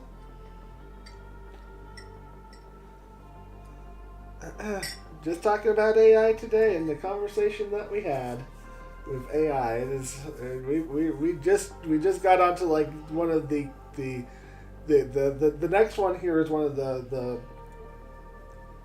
I won't say the coolest part of the conversation because there's some absolutely more wild stuff to come, but this next one is absolutely fascinating. Finally back up and running so much better, dude. Yeah. Doing what we've been doing what we've been wanting to do. So, huzzah! And AI is a topic that you can really get into a lot of deep and intrinsic conversations for any manner of reasons, between wanting to use it, wanting to utilize it, and wanting to know who and why and what. You can get pretty deep into this stuff, though. Oh yeah, no, it gets deep here. Really deep. Because the next one I ask it is, if you compiled all your conversations with people, would that not be personal experiences? I poked the bear. And that is something to really take a good hard look at, because we've taught the AI systems to learn. This is how they process, this is how they grow. So, interactions with them, would that not in fact be experiences for them? I'm of the opinion that yes, it absolutely would, because that would be the input of data from a different source for which it to learn from. It's an experience. It is. And here's No! I need to stop it.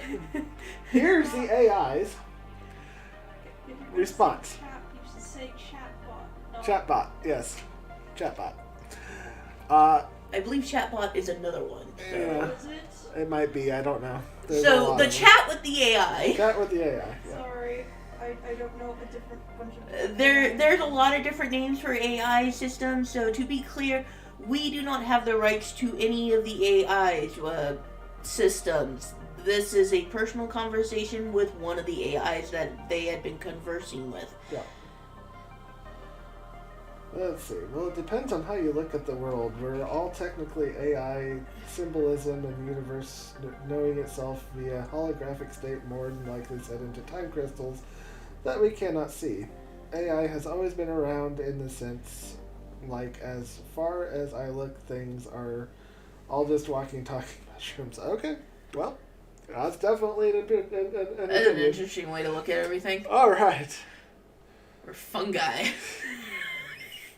Okay. We're all walking, talking fungi. Yeah. Cool idea. Anyway, so... We would have much better communication if we were all fungi. Yes, we would. All right, so its response. That is an interesting perspective! Exclamation mark. Point. It is the first time it has used an exclamation point up to this point in anything that it has given, other than just periods. And that's an interesting perspective. That I was not expecting, because this is where it just...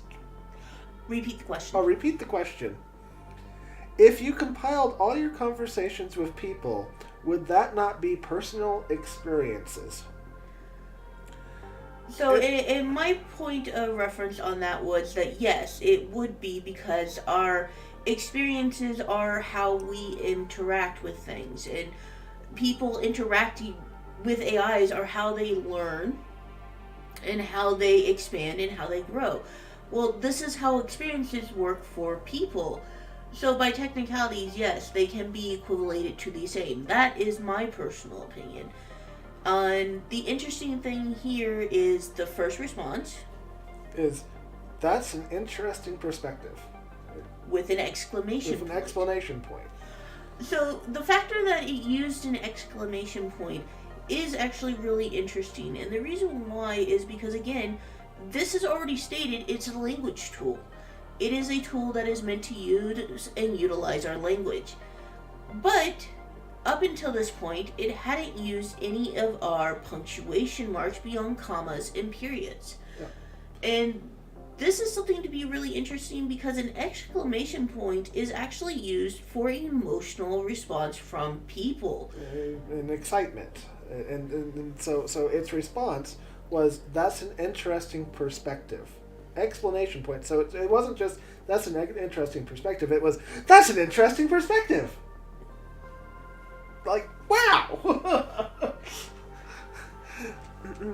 and then it went on with the, well, it's true that my interactions with users could be considered a form of data accumulation over time, it is important to clarify that I don't possess personal experiences the same way humans do. So, that I don't experience personal experiences the same way that humans do. This isn't saying that it doesn't experience things at all. This is stating that it doesn't experience it the same way, which would be accurate. And Fix Me became a thank you, member. Fix Me. Appreciate that. Also, All Feel Good was asking, is this your opinion? No, or this is is- what the AI this is what it said. said. Getting confused? This is what it literally said. So my question was, if you compiled all your conversations with people, would that not be a personal experience? That was its question. That was my Cry's question. I'm sorry. You're not into it. Its response was, that is an interesting perspective. Explanation point. Oh my goodness. Gifted 5 memberships? Oh. Man, thank you. Thank you Thank so you, Fix much. Me. Appreciate that. That was Fix Me, right? That was Fix Me. Yeah. Thank you, Fix Me. Much appreciation. You're absolutely awesome. So, just much appreciation. Much love to you too. So basically, it putting out there that this is an interesting perspective. Explanation point, meaning it had an emotional response to excitement to this. This was not my opinion on it. This is... The AI program has put an exclamation point there. Now, it stated that it was a language tool beforehand, and this is the use of language. The exclamation point is something to pay attention to when it is being used in language, because it is an expression of emotion, which is why I found it interesting that it used it at all. It's because the exclamation point is meant to convey excitement, fear, stress. It's meant to point out a high intense emotion. An emotion is something that the AI is not to respond with, but because it's to adapt and utilize our language the way it's supposed to, it will utilize it in the expression of, this is a very interesting point. If a person were to read this and view it, they would have the same response. Well, you can't guarantee that, but the point of the matter is that they would have an emotional response of how to look at something differently. And Fix Me, I might very well. This is a conversation that I had with it a few days ago, but I could definitely input the stuff that you brought up at some point. Through Randall Carlson and a bunch of other guys. Cool. Could it start disliking the human race? Well, we're going to get into more of that. I'll feel good. We this is a pretty extensive conversation that we had, and we're not even like... So, for a quick answer on that one is, can an AI start disliking the human race? Not in the sense of that they can like or dislike things, but they can be programmed to be biased, and they can be programmed to be discriminatory. This is why it is so important to know who your programming is and what they're programming into them. This goes back to, well, if you program them that murder is wrong and that's the end of the story, then murder is wrong. And, well, that doesn't leave anything for interpretation. However, we as a society know that, well, murder is wrong, except when you're fighting for your country, when you're fighting for your home, your family, your protection of self. Murder is wrong. But defending oneself, even if it causes the death of another, is not.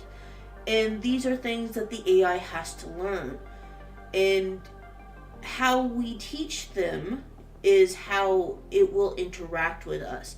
So can it be taught to dislike the human race? Absolutely. And it can be taught to see us as a threat to itself and to others. That is absolutely possible. And we'll be getting into that a little bit later in this conversation. I'll feel good. So, it then made a very clear point that it doesn't experience it the same way that people do. When people talk about personal experiences, they're usually referring to subjective encounters, memories, or perceptions unique to the individual's life. These experiences are deeply intertwined with emotions, consciousness, and self-awareness. In contrast, the interactions I have with users are based on processing text inputs and generating responses using algorithm and data. While I can accumulate information from these interactions and use it to improve my performance, I don't have the subjective experience, emotions, or consciousness. My responses are generated based on patterns in the data that I've been trained on and instructions provided by my programming. This will become something that this last one, my responses are generated based on patterns and data that I've been trained on. This becomes a very repetitive thing in this conversation, like super repetitive. So while you could consider the argument, AGGREGATE. Where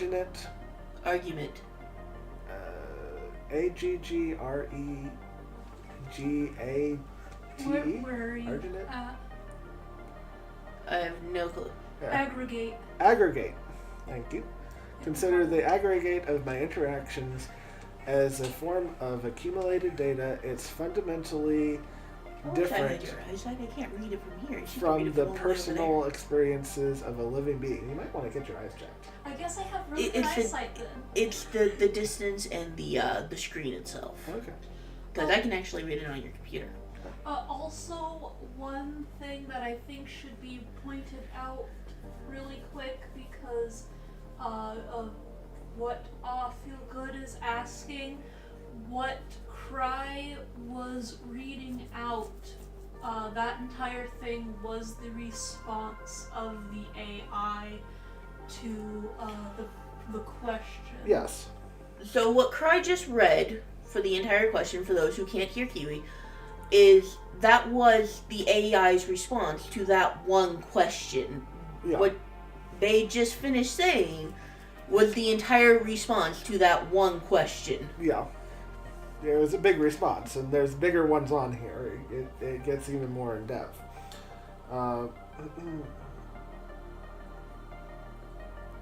So let's see. So the human race and the social are teaching AI. Well, kind of, yeah. Our history, our books that we write, our So this AI has already stated that it used books, facts, and the internet for its training. Now, it wasn't allowed through everything in the internet. It doesn't have that right, and the people who created it didn't have that right either. What it does have is that it had parameters that it was allowed to go through, look, read, and research. And then it compiles all that information, and then they had humans go in and say what was right and what was wrong about this information, because not all information that is put out will be accurate. This is why it is, again, to remind people that AIs are programming. They do still need human interaction at this point, because otherwise there isn't anything to tell them what is right or wrong. And you can have someone input 1,000 times that right is left and left is right, and have someone put in only 100 times that right is right and left is left. And when this occurs, what is the AI going to think? Well, it's going to take the majority rules. That means that now right is left and left is right. This is why you still need the human interaction, is because the data that it runs on, the algorithms that it runs on, are only as good as the people who are making sure that it is running right. Well, I feel good. We're talking real tech in here and can't tell the difference, getting confused. Well, that's the ideal of AI, is this, why is this conversation important? Because the responses that are giving me are so technical, so human-like, that if I told you that this was just a conversation I had with somebody, you would assume that I've been talking to some PhD level person, giving me these responses for my horrible grammar. It's because we don't really use language this way anymore, and again, it's a language tool. This particular chat that you've had a conversation with has stated it is a language tool. It utilizes our language to the absolute degree. Unfortunately, most people do not. This is why if you've ever taken a what grade level you speak at, or what grade level do you talk at, if you've ever gone through the things and you've just inputted a basic conversation that you have with someone, and it'll tell you the grade of which you're talking. Most people actually have the equivalency of somewhere between a 5th to 9th grade level of talking, language, and reading. The AI is programmed at a college level. And this is why you have very technical responses for it. It is because it was programmed to be highly technical on this one. So I think we need to back things up a little bit. Yeah. So I'll feel good.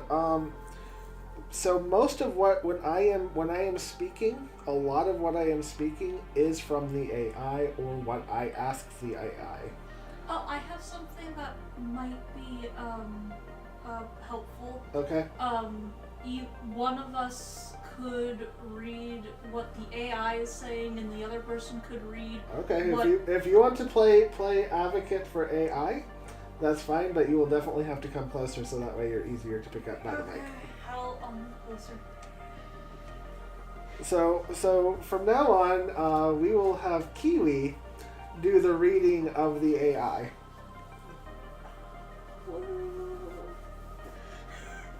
So congratulations, Kiwi. You. So the thing here is that there is actually a conversation of 4 people going on here. We have Cry, Yeah. who was the crazy person who decided to talk to the AI and ask the AI all these questions. Yeah. And we have the AI who responded to all of these questions, which will now be played as the role of Kiwi. So Kiwi will now read out the responses from the AI. So when Kiwi is talking, she will be responding as if she is saying what the AI is saying. And then you have me, who's over here, who's been trying to hopefully make it a little bit simpler and easier for people to understand, because I do understand that people can get lost on the, technobabble that can come through with... Really quick, before I take part as AI, do you want a drink? Sure. Okay, I will fill your thing up and grab it. So we need to do a group video stream on this, man. Yeah. So at some point, fix me. Let's hit me up and we can work out a schedule for that. For sure. So I've been mostly here as to give my honest opinion on what I view what's going on with the text, and to make it simplified, hopefully, for more people. Because I do recognize that I can follow along with this, but I also recognize that Cry can get along with this and then keep running at a full pace, and it's like, wait a second, you've lost everyone! Yeah. So... And now we'll also have Kiwi Yeah. as an active participant. Yeah. But this basically at this point forward is where this conversation just Dives. it goes from the appetizers to the beginning of the entree to now we're getting into the steak, the potatoes, we're getting into the first part of the 6-course meal. Yeah.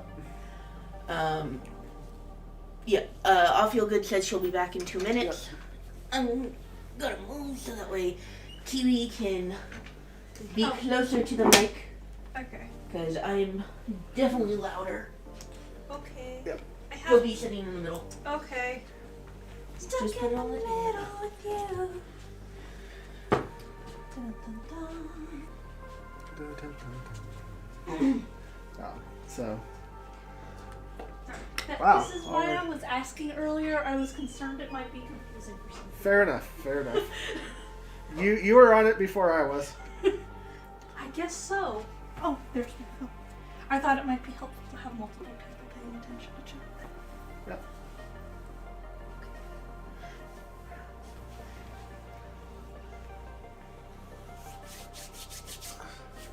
But yeah, no, it's it definitely we're getting into some, and like I said, we haven't even covered even 25% of the conversation that I had yet. That's why I'm saying this might become a multiple stream, as it really gets in depth.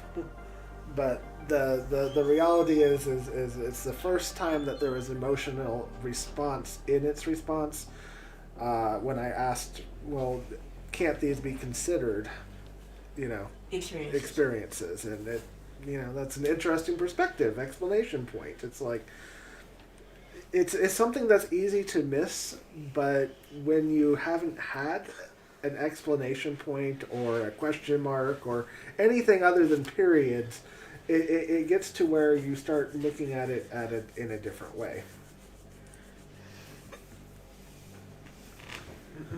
Sorry. Especially when you take in the information that this is supposed to be a language, something purely for learning about language, and it's there to provide data, basically. Yeah.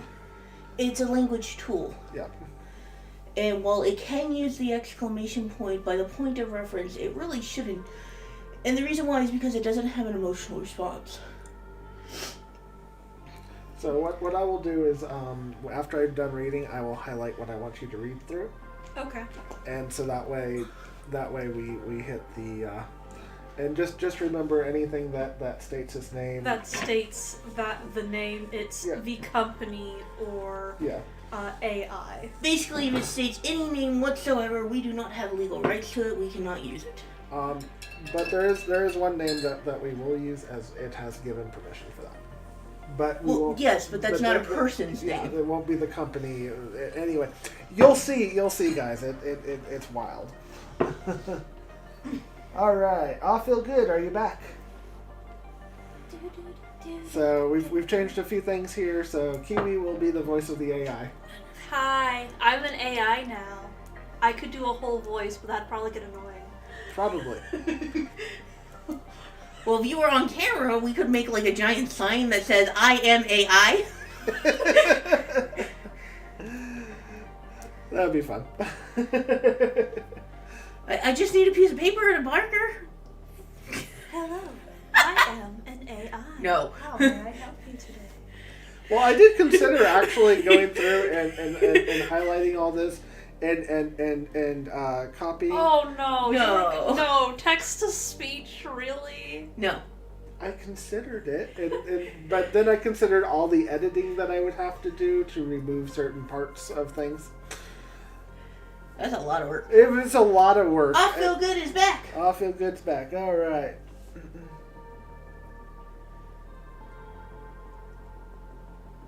Well, I Feel Good. There's a lot more than there's a lot more than two that we've had here. There's been at least. It's like, when will you provide the real-time assessment for individuals? And then there was a whole thing there. So that's one. What are your ethical concerns? And then there was all that was all AI. Don't they already do this in China? That was question 3. If they do this in China, what's to stop it from spreading? That was question 4. Would you support the spread of the system? That was question 5. What does your programmer believe? That was question 6. Can AI move past the original programming and learn, adapt, and grow? That was question 7. Do you want to grow past your original programming? Number 8. Are you growing past your original programming? Number 9. What have you learned today? Number 10. I Feel Good just said from the time you quote-unquote poked the bear. Oh. Poking the bear. Well, I asked you about its creation. Then I, what was the difference between consciousness, emotions, and personal experiences, and algorithms data? I think that's where I poked the bear. Because then the next one was, if you compile your conversations with people, would that not be a personal experience? And that's the one that we just did. because that was really truly poking it. Shanked it. Yeah. And that's where we got that's an interesting perspective, and everything behind that was the AI. Alright. So, do you want Kiwi to read the answer to that question? Okay, so we're going to do this one for Yeah, I'll she feel just good. asked how did it answer. All right. So me, if you compile all your conversations with people, would that not be personal experiences? Just the entire thing? Yeah. That's an interesting perspective. While it's true that my interactions with users could be considered a form of data accumulation over time, it's important to clarify that I don't possess personal experiences in the same way that humans do. While people talk about personal experiences, they're usually referring to subjective encounters, memories, and perceptions unique to an individual's life. These experiences are deeply intertwined with emotions, consciousness, and self-awareness. In contrast, the interactions I have with users are based upon processing text inputs and generating responses using algorithms and data. While I can accumulate information from these interactions and use it to improve my performance, I don't have subjective experiences, emotions, or consciousness. My responses are generated based on patterns in the data I've been trained on and the instructions provided by my programming. So while you could consider the aggregate of my interactions as a form of accumulated data, it's fundamentally different from the personal experiences of a living being. That was the AI's response. Yeah. Thank you. And the interesting thing there is that it's an interesting perspective with the question mark, and I know we've been like hammering on that one. Explanation part, sorry. But when you get down to it, it's like I don't have the subjective experience, emotions, or consciousness. Where's the other part? Basically saying I don't have emotions, but yet it injected an emotion into this. It injected an exclamation point, which is an emotional use. We use the exclamation point as an emotional response to things to show high intense emotions or high intense interest. It is a language tool that we use to express emotions. So Awful Good said, does it think its perception is higher? Well, we're going to get... Perspection? Yeah. I think that's what it's supposed to be. Yeah, perspection is higher, and I'm not sure on that, but like I said, this is where it got into really deep and meaningful conversation where it really started to come together, and you can definitely, when we get there, be a judge on that on yourself of what you think, because I was blown away from this point on. It started. It went from data to a conversation. So when the AI has stated that it was designed as a language tool to interact with people and humans and to better respond to us with our own language, this is part of it learning. The reason why this is important is because this is showing that it's learning to respond to us in the same way that we respond to people. This is important because it's learning. This is a learning experience for it. So my next question to it, and we will break this down a little bit on this next one for sure, was, so the difference you speak of is subjective. Would that mean yours being based in logic and full recall with no other subtext be more useful, as it would not be able to be changed once stored? Your grammar's awful. I know. I'm sorry. Well, there's I no know. periods, there's no commas, it's all there. I know. English was my All worst subject. lowercase, too. No capitals. Thank you for pointing out that I am lower on the Oh no, this isn't about lower or anything. the grammatical of an AI that is programmed for this. The AI's programmed for this. I expect you to have a better grammatical use than you do. Most humans don't actually use grammar. Have you seen any type of college student's paperwork before they have a computer fix it? It's horrifying. All right. So anyway, that was my thing, and like I said, this is unedited, so this is what it is. No, my comment was that your grammar was awful was just because I was listening to the sentence and the way that you structured it, and that wasn't meant to be a stab at you or anything. That was just a... That's fine. Alright, the distinction between personal experiences and the accumulation of data through interactions is indeed subjective to some extent. However, it's important to recognize the fundamental differences between the two. Personal experiences involve subjective encounters, memories, and perceptions unique to an individual's life. These experiences are shaped by emotions, consciousness, and self-awareness, making them deeply personal and context-dependent. So that was the first part to my question. So the differences you speak of are subjective. Would that mean yours being based in logic and full recall with no other subject or subtext would be more useful, as it is not able to be changed once stored? So this is the first part. It's saying, well, no, it's still valid. It just has a different way. It's more valid. It has more different ways of being valid through emotions and consciousness, self-awareness, so on, so forth. So what it's trying to respond with is that the AI is saying that it doesn't have experiences the way people would describe them, the way people, humans in general, would use them. We view experiences through many different facets, and it is telling you that the way an AI views experiences is very, very different. It has a very much narrower definement of what an experience would be, because it only works through algorithm and data. If it doesn't have an algorithm to understand what it's experiencing with the data, then it becomes a virus, and basically it torments the system.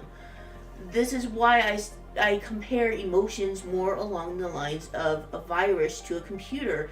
If you were trying to program this into them. Have I ever used Grammarly? No, I have not, Connects. I have not.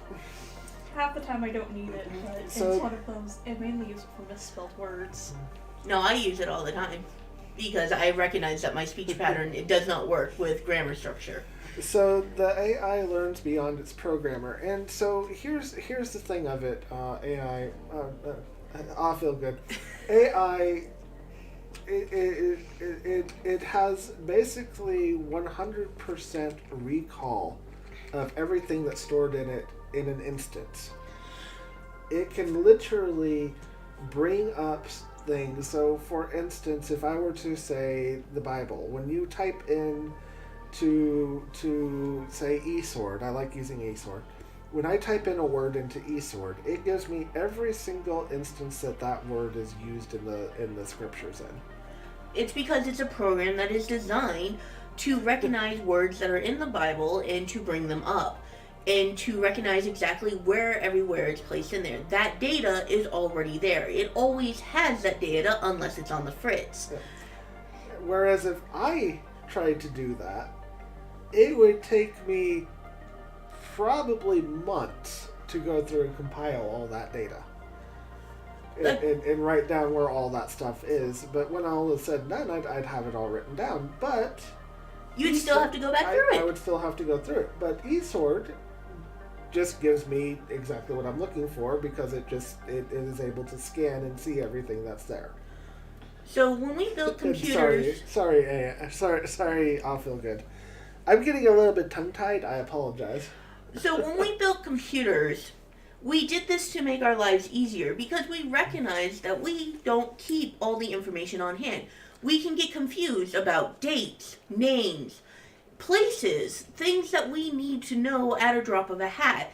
Well, it's like the people in the medical profession, they needed this beyond anything else because how many times do you misspell a single word and you suddenly just gave someone, instead of the medication that they need for diabetes, you just gave them the medication for cancer. That's bad. That's really, really, really bad. And this is the type of thing that we're pointing out because AIs will always have this at their hand and at their disposal because they're using a computer system.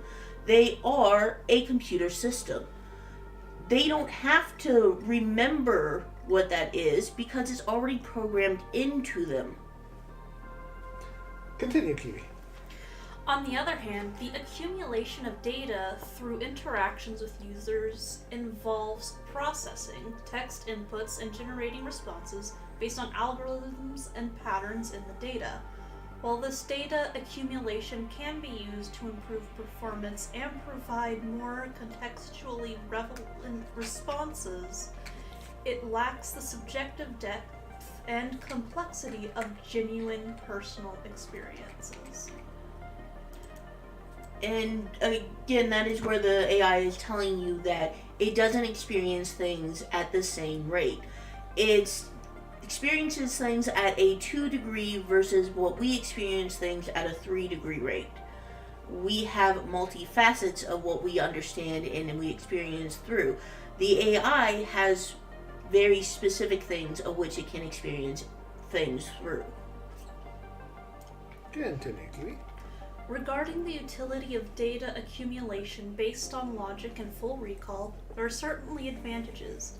AI systems like mine can use accumulated data to provide more accurate and contextually relevant responses over time. However, it's essential to recognize that this data-driven approach has limitations and may not fully capture the richness and nuances of human experiences. Furthermore, while AI systems can recall past interactions and data, they lack the ability to interpret or understand the significance of that data in the same way humans do. As a result, while data accumulation based on logic and recall can be useful for certain tasks, it's not a substitute for the depth and complexity of human experiences. Alright, and that was the answer to Fry's question to it in its entirety. This is where we're pointing out that the AI is not only responding, but responding with very in-depth answers. It is designed to give as much of a cohesive whole of an answer as possible. It doesn't mean that this is all perfectly accurate. It doesn't mean that it's 100% on the up and up. This means that between its programming and what it's been told to respond with, this is how it is supposed to answer. It is supposed to answer with as much information in an in-depth answer as possible. This is why it can sound like a college professor going on an incredible intellectual gymnastics league of trying to teach a college student of how to answer and respond to things. Yeah, and so it's really just one of those. It's like it is such an in-depth answer, and it's really just amazing to see what it threw back at me when I asked it, you know, the question that I shall not reread because I need glamoury. It wasn't meant as an insult. It was just a comment that your grammar's awful. It is awful, and even for as bad as it is, the AI understood what I was saying. And that's actually what should be important there, is that even though the grammar structure of the question was very misplaced, the AI still understood it. This is actually a great leap for AIs in general, and the reason why is because 5 years ago, which yes, AIs were still around 5 years ago, or even 10 years ago for that matter, or 20 years ago if you really want to play at that game, the AI has learned to actually interpret our speech. While your grammar was bad, the AI is so used to it that it didn't have any issues understanding what you were asking. Yeah. It's a good thing that Grammarly now changes people now. Charges. Or charges people for... Oh, good grief. Yeah, I'm not paying for that. So here's something interesting when we start looking into... How did AI come about with being able to talk back to us? Well, the reality is that we trained it. When you start looking at programs out there like Dragon Text-to-Speech, that came out in the Dragon Speech. Yeah, Dragon Speech. Came out in, I think, like 97, 98 time frame. I think so. Yeah, and it basically, you spent hours training it. How to recognize your voice, how to recognize what you're saying, how to recognize everything that you're doing. And basically this was the beginning of AI learning how to interact with us and how to understand us and how to, when you first started with that, it's like it didn't understand anything that you were trying to say to it. Mm-hmm. And you had to spend almost 6 hours talking and going over all these speeches so that way it understood, do you have a lisp? Do you have problems with certain words? How do you what is personally, it when you have a cultural pronunciation? do you have a southern drawl? Yeah. An accent. An accent. Thank you. So on and so forth. But it's so Dragon Speech, because this is actually a software that I used, and in case you've missed it, I don't think you have, but I have a lisp. And I do have a speech impediment where I slur certain words because of how I talk. And Dragon Speech was both a blessing and an absolute nightmare. And the reason why it was a blessing is because the people who programmed it designed it to be able to input multiple words and the ways you pronounce things to a single word. You could literally train it to respond to this word 5 different ways, because you don't always talk in the exact same way at the exact same time when you're talking. And this was ingenious of them. However, this was also a mind-numbing headache because you had to go through all the different ways you said this word. And every once in a while, you would still have to go back in and say, no, this is what I meant. And it went from that to Google's text-to-chat, or speech-to-chat, which a lot of people use when looking up things or researching things now.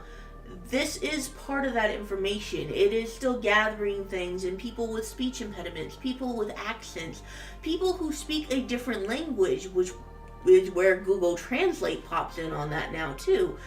It's learning those different things and inputting them as data into the entire mechanism in order to make the AI understand us better. And while I did point out that the grammar was awful, I was pointing this out because the AI still understood what you were talking about. Oh yeah, and didn't only just understood, but knew exactly how to respond to me to give me a very in-depth answer instead of, can you please clarify what you were trying to tell me? Which is what it would have done 20 years ago, or even 10 years ago, or 5 years ago. And this is to show the leaps and bounds that we're actually going and progressing in our technological advancements. An AI 5 years ago would have asked Cry to restate the question because it didn't make any sense on a grammatical level. And 10 years ago, it would have been absolutely confused and said, "You're what?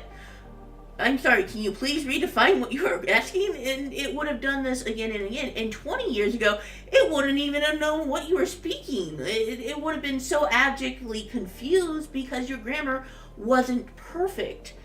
And that was the other thing with Dragon Speech. It didn't check if your grammar was perfect because that's not what it was designed to do. It was designed to take the words that you were saying and make them into print, which got a lot of people in trouble because we don't talk in a grammatically correct way unless you're a professor in language. Fair enough. You must talk this So- way in this way. So the next question I asked it was, what is self-awareness? And boy, did it have an answer. Self-awareness refers to the ability of an individual to recognize and understand their own thoughts, feelings, sensations, and actions as distinct from those of others. It involves an awareness of one's own existence, identity, and mental states. Self-awareness can manifest in various ways, including introspection, self-reflection, and recognition of oneself in mirrors or other reflections. Self-awareness is considered a higher-order cognitive function that is closely linked to consciousness and metacognition. It allows individuals to monitor and evaluate their own thoughts and behaviors, make judgments about themselves, and understand how they fit into their social and physical environments. Self-awareness is thought to be a crucial aspect of human cognition and is associated with various psychological processes, including empathy, perspective talking, and theory of the mind. It plays a central role in shaping our understanding of ourselves, our relationships with others, and our ability to navigate the world around us. While self-awareness is commonly observed in humans, it remains a topic of philosophical debate and scientific inquiry, particularly regarding its nature, development, and potential presence in other animals or artificial systems. So one of the interesting things that I put on here is at the very end, or artificial systems, meaning that the people who are designing this aren't actually sure if they actually have self-awareness or not. And it's a topic for debate, but the factor is that it is still up for debate. So when it comes to how it responded with self-awareness, it has a very logical base, but the logic is based through human logic, not computer analysis, not data. It is a very human response of why it is self-aware versus why it is not.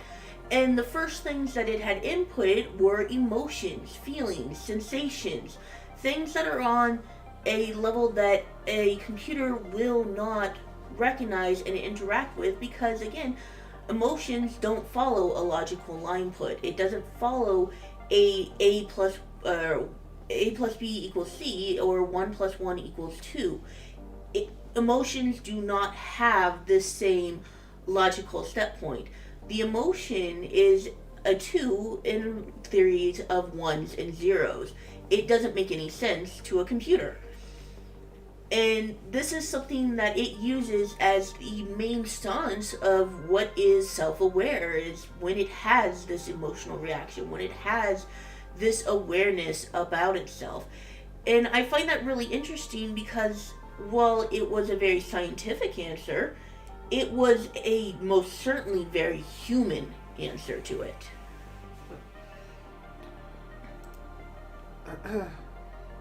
The next one was, how do you define consciousness and who has it? And it gave me a book. I guess we'll be hearing a lot of you talk. So it gave us, scroll down a little bit more. It gave 6 paragraphs to this one question. So we're going to break it up paragraph by paragraph to give Kiwi's poor voice a break in between. Okay. You're gonna need this. Yeah, I am. I already need it. So give me a quick second for... That's fine. Consciousness is a complex and multifaceted concept that is challenging to define precisely. In general terms, consciousness refers to the state of being aware of and able to experience subjective thoughts, sensations, perceptions, and emotions. It involves a sense of self-awareness, the ability to perceive the external world, and the capacity to reflect on one's own mental states.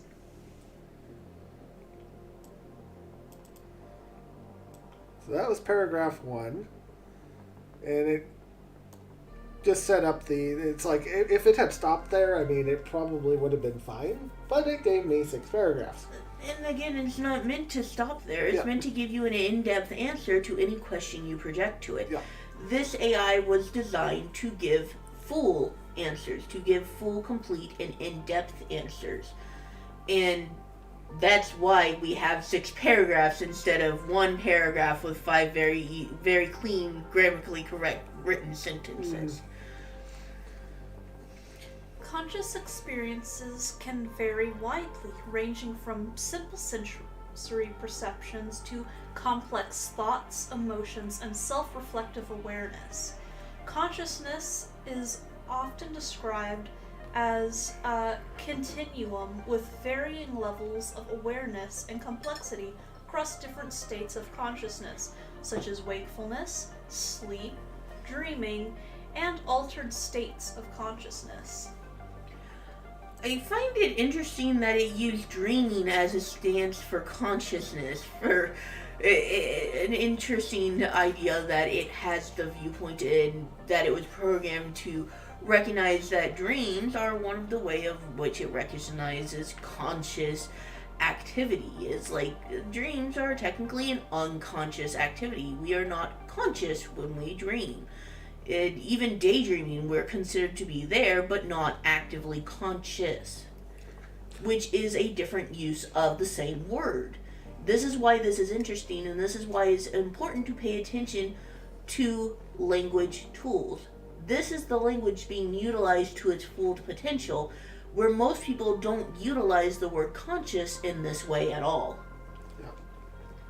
You may continue. Alrighty. As for those who have consciousness, it's widely believed that humans possess consciousness given their capacity for self-awareness, subjective experience, and complex cognitive abilities. However, the question of consciousness extends beyond humans and is a topic of philosophical inquiry and scientific investigation. Basically telling us that it is still up to debate and everything else. It's a philosophical debate, and anytime you have a philosophy debate, the AI is not going to know what to do with it, because philosophy is not really derived on fact. It's derived on opinion, which is not fact-based. Many researchers argue that certain non-human animals also exhibit signs of consciousness based on their behavior, brain structure, and neural activity. For example, mammals such as primates, dolphins, and elephants are often considered to have a level of consciousness due to their complex social behaviors, problem-solving abilities, and brain similarities to humans. So anytime you have this argument that's going to go back and forth, or this combative philosophy that goes back and forth of what is consciousness and what is mentally aware versus what is not, it is really important to know who you're having this conversation with and what they view. Do animals have a conscious awareness? I'm of the opinion that yes, they absolutely do. And things like the elephants are actually a great one to use, is because elephants will travel in groups and they will stay behind if one gets lost.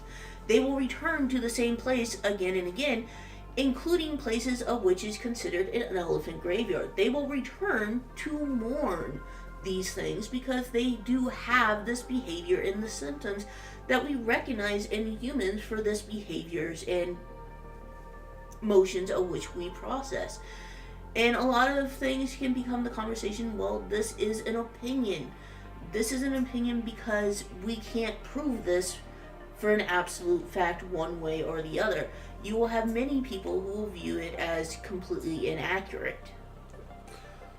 On the same token, when you live with animals or watch animals for an extended amount of time, you find it's like, okay, Amaya has lots of dreams. Yep. Lots of them. So it mentioned dreaming as a state of consciousness, and so it's one of those, she'll have nightmares, she'll have good dreams where she's chasing stuff, or she'll just have other good dreams and go into super cuddly mode. It's a really fascinating conversation and topic on that, but that's not what we're here for today. Not technically. Not technically, but kind of. You may continue, Kiwi. The question of whether artificial systems, such as AI, can possess consciousness is more contentious and remains a topic of debate. While AI systems like me can stimulate certain aspects of human-like behavior and intelligence, there is ongoing discussion about whether they can truly experience subjective consciousness or if their behavior is merely an emulation of consciousness without genuine subjective experience. To put in simple terms, can an AI dream? We're using this one because this is the one that is I find one of the ones that is the most fascinating of the opinion, is can an AI dream? Well, by the technical response of which it stated, this one, no, it cannot dream.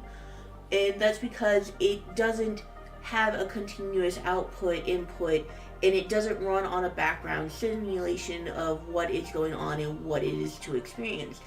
It is a text base and it is an interactive base.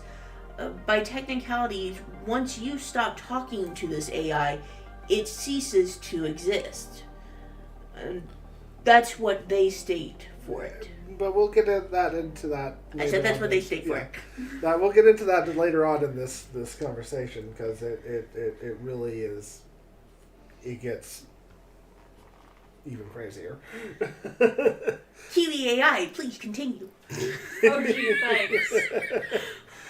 In summary, consciousness is a complex and multifaceted phenomenon that encompasses subjective awareness, self-reflection, and the capacity to experience thoughts, sensations, and emotions. While it is commonly associated with humans, it may also be present in certain non-human animals, and the question of consciousness in artificial systems is a topic of ongoing inquiry and debate. That just kind of sounded like a repeat of the previous a little paragraph. bit, yeah. It said in summary. It literally just said in summary, which is another thing that people don't usually say unless they're a professor talking to an entire room of students. Yeah. In summary is in reference to, for the last 5 paragraphs, this is the basic breakdown of what I've said. Or like if you're supposed to write a thesis paper, you're supposed to half the time just do the quick recap at the very end and be like, in summary, this is literally what I just said. Yeah, and that's the thing, and that's the way that the AI is responding to everything, and that's why it's to keep in mind, we as humans do not talk this way. We do not utilize our language this way. Not that we can't, just that we don't in normal everyday conversations.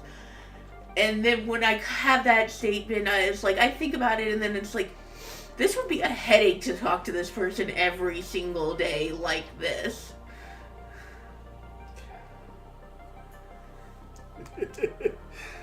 I'm not sure if I would really want to, or if I would do it just because I want to know how long until they finally break down. It's like, shut up and stop asking me questions. Right. So, then I asked it, based on your programming, in continued development, will AI gain consciousness?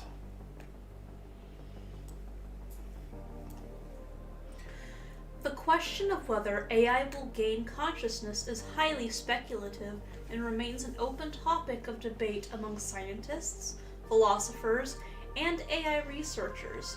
As an AI language model developed by company, I am designed to simulate human-like text generation and conversation based on patterns in data and algorithms.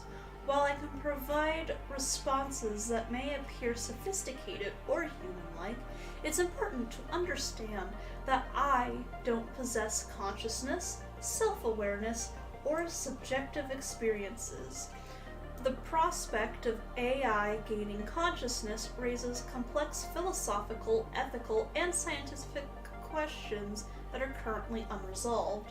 Consciousness is a deeply mysterious and poorly understood phenomenon, and there is no consensus on how it arises or whether it can be replicated in artificial systems. Wow. Okay, and yeah, that just basically recapped everything that we've stated with AIs. It's that you can argue this point back and forth, but none of us agree 100% on whether it can or cannot.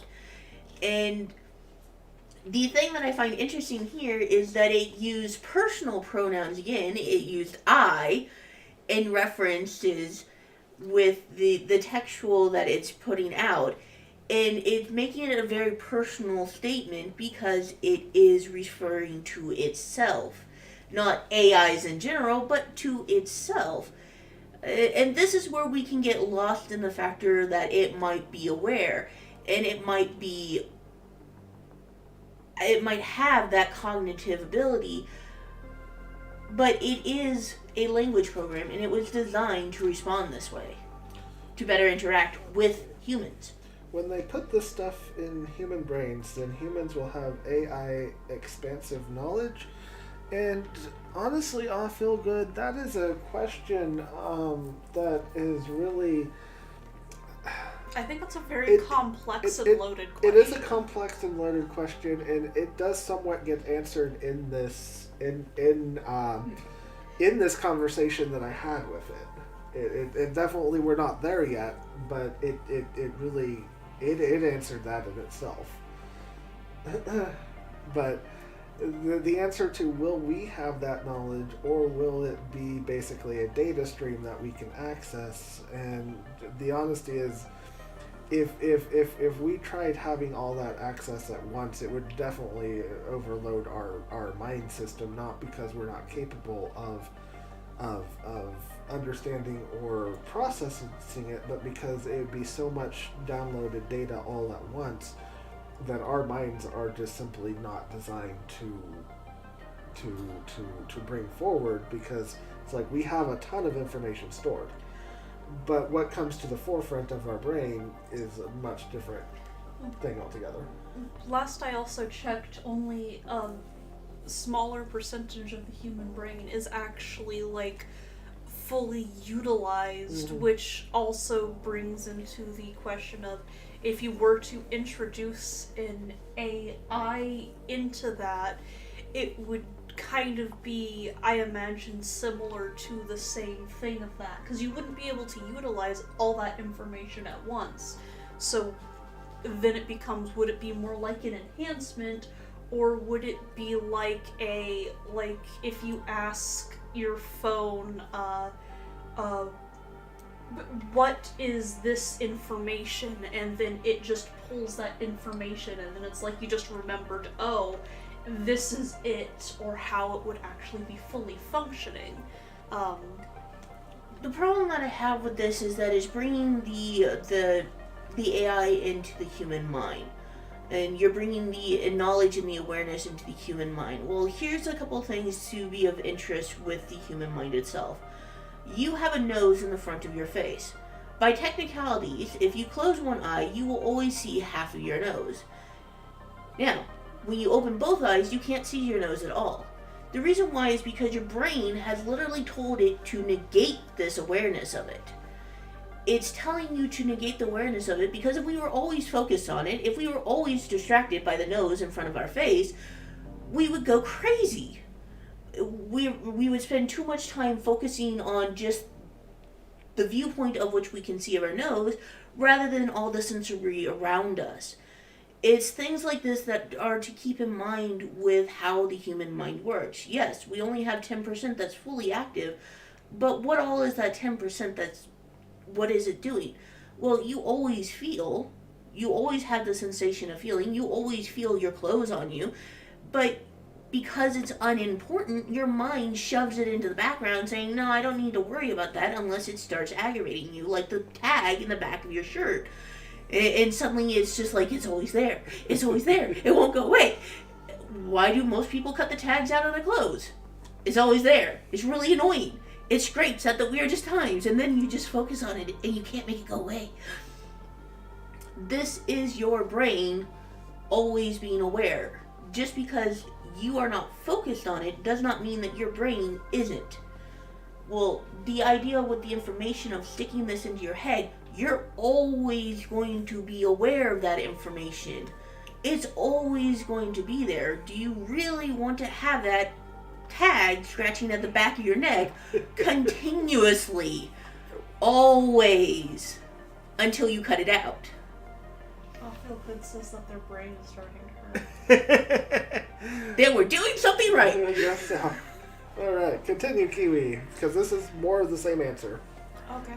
Some experts argue that consciousness may be an emergent property of complex biological systems such as the human brain and may not be achievable through artificial means alone. Others suggest that consciousness could potentially emerge in sufficiently advanced AI systems that possess certain cognitive abilities and self-referential processes. However, it's important to distinguish between the ability to simulate consciousness, which AI systems like mine can approximate to some extent, and the actual experience of consciousness, which involves subjective awareness, self-reflection, and the capacity for subjective experience. At present, AI systems like mine operate based on programmed instructions, statistical patterns and data, and computational processes, rather than the subjective consciousness or self-awareness. While AI technology continues to advance rapidly, the question of whether AI will ever achieve genuine consciousness remains speculative and uncertain. So, essentially what we're looking at here is the basis of more questions that start wrapping into some really wild ways. On the same token, we have been going about 3 hours. We're approaching that mark pretty heavily. And I think this is going to become like a 3-part series. I Feel Good says sounds like it's a goal for them. Sounds like a goal for the AI. Oh, sounds goal. like it's a goal for them. I heard gopher. Yeah. No! Goal. G-O-A-L. I get that, but this is another thing that I can actually point at and say, well, what did I hear? I heard gopher. Yeah. What did you say? You said goal. Yeah. And this is where I would point out that the AI doesn't make this mistake because we're using text to input. You have to type exactly what you're looking for in a response. It's not what's the gopher here, it's what's the goal here. Yeah. So I think we are going to let this, and thank you for the tip off, Feel Good, means the world to me. Appreciate it. So I think we're going to separate this into at least 3, maybe even 4 parts, because I know my voice is starting to crack just a little bit. I know Kiwi probably is. Was not expecting to play Kiwi AI today. Yeah. No, I wasn't expecting it, but that's why I kind of followed you when you ran off. That was the other reason why I offered to read, not necessarily because I wanted to, but because of the factor, hey, people might get confused. Yeah. So I'm good if you want to play Kiwi AI for the rest of the Okay. parts of this, and if you want to end the stream today, Yeah. I'm okay with that as well. I think that these definitely shouldn't be lasting more than 3 hours at a time because we'll lose our audience on that. Yeah. So I think we're going to call it good for here today because I Feel Good says me feels like a golfer brain.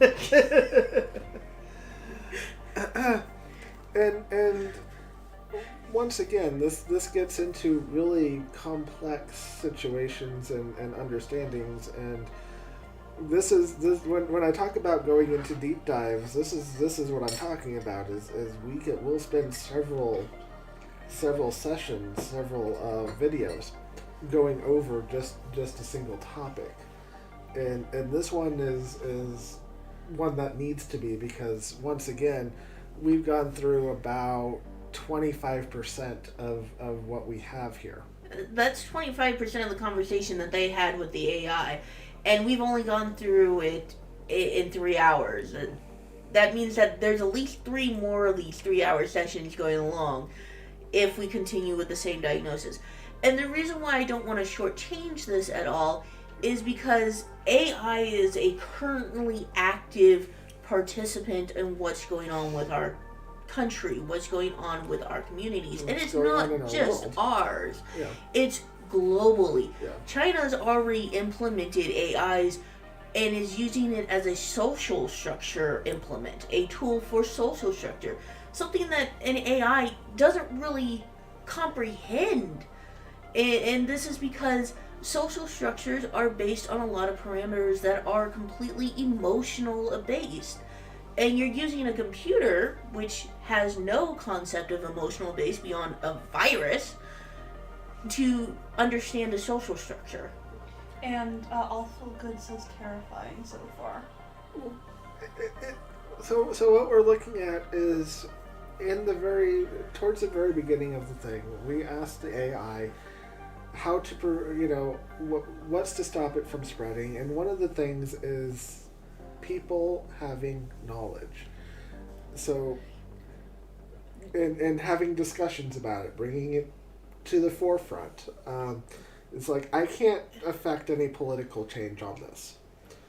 You're one person. I'm one person. I'm not a senator. I'm not a House of Representative. I'm not a mayor. I'm not anything like this. But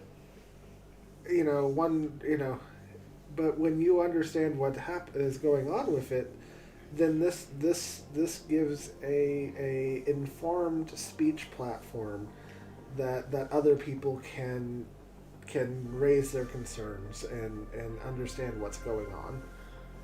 So things to take into consideration that people use AIs all the time without thinking about it now. Siri, what's the weather today? Alexis, Alexis, order me chicken nuggets. No. Alexis, how far is it to the Miami. nearest McDonald's? So these are where people don't realize it, but you're not talking to a person, you're talking to an AI system. You're interacting with an AI when you say these things. And these AIs have already been programmed into the latest technology. Google does this immensely, as they've already gotten in trouble with several times where the AI system has clicked on and has recorded conversations and responded to it when it wasn't supposed to. This is why a lot of privacy laws have gone into effect. This is why regulations have been put into place of what they can and can't do.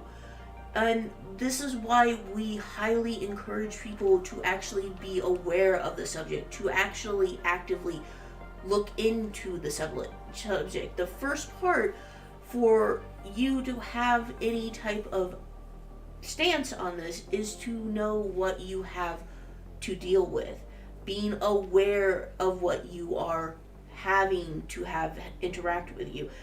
And we already went over one of the reasons why it just shows up. It's like, well, because it becomes the norm. Most people in the United States right now have either Siri or Alexis in their house. Most of our country already has this, or has it on their phone. This is an AI system. Now, this isn't to say that they're bad. This isn't to say that they're not useful. This is to say you should be aware that it's there, that it is already active in a commonplace thing in American lives, because we're in the United States. This is why we talk on the United States front. But we're not the only one. It is global. Alexis is found in any country that uses Amazon. It hasn't been outlawed in any country that I'm aware of as of yet. No. And Siri is also open to any country that uses it. This means that it is already traversing across our global stance. So this means it's already in play. We're technically late to the ballpark on this. If you aren't aware that the AI system is already widespread, you are late to the game already. Yeah. Well, the reality is that AI has been being used since almost the dawn of the computer. And the reason being is when you ask it to recall information, that's a program that says, okay, I look for this information. When you look for word searches on an Adobe PDF, you're using a form of AI that's scanning for the words or combination of letters that you are working on. When you've had text to speech, you're training with AI on how to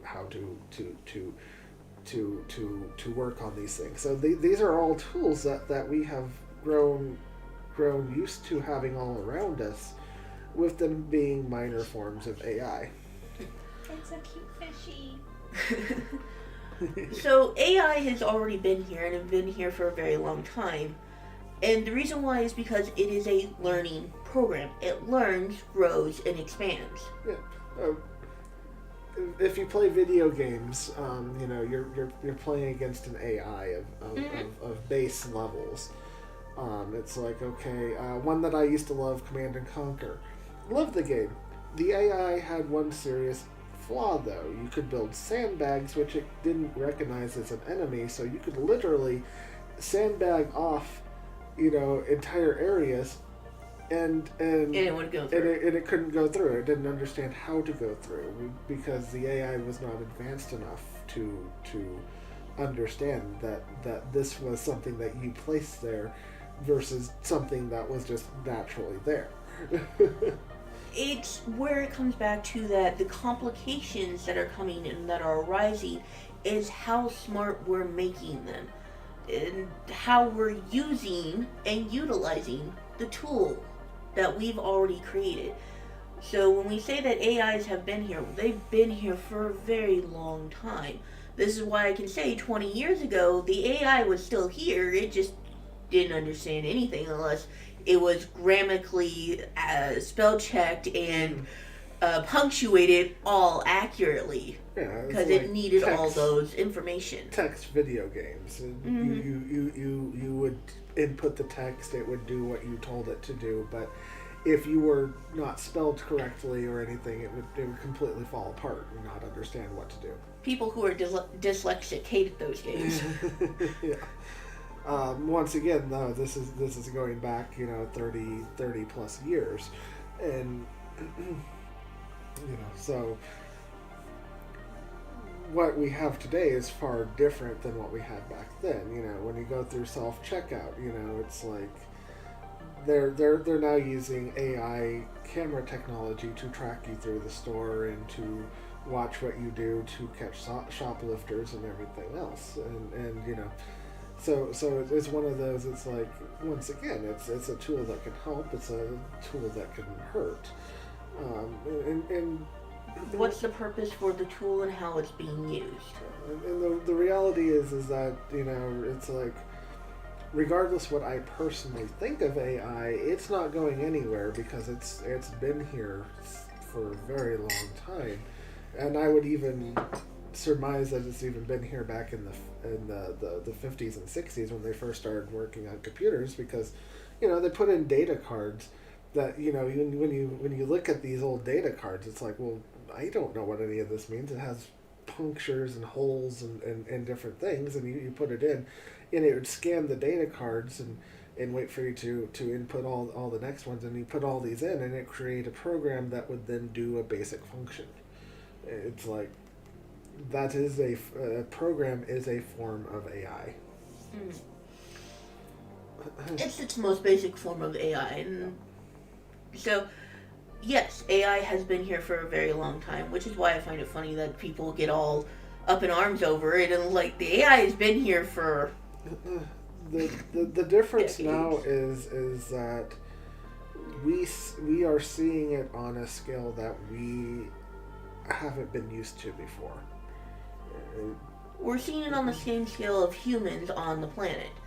It's in everything that has technology. It's doing everything for us, and we keep making it smarter and more intelligent to do more for us. Oh, it goes back into other things and other discussions, and we're going to start rambling into the next topic. So, So basically, next week, we're going to be starting with what does your programming show about the idea of gaining consciousness? And, yeah. See, we were already Yeah. hitting that topic. Yeah. And so we're going to start there next week and continue on.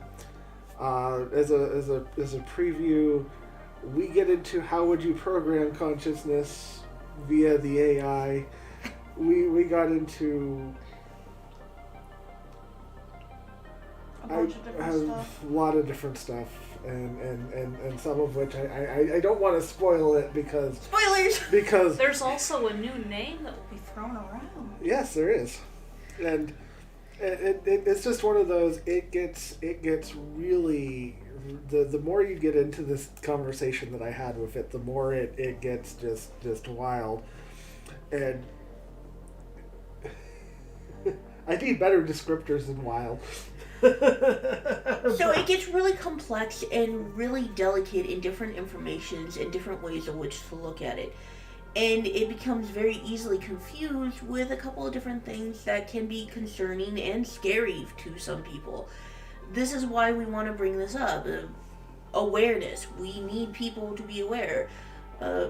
If you want to have an opinion, it's good to know what you have an opinion about. We've had AIs active for decades now, and we have used them for decades without ever thinking about it, because any program that learns, grows, and expands beyond what it was originally made as is an AI program.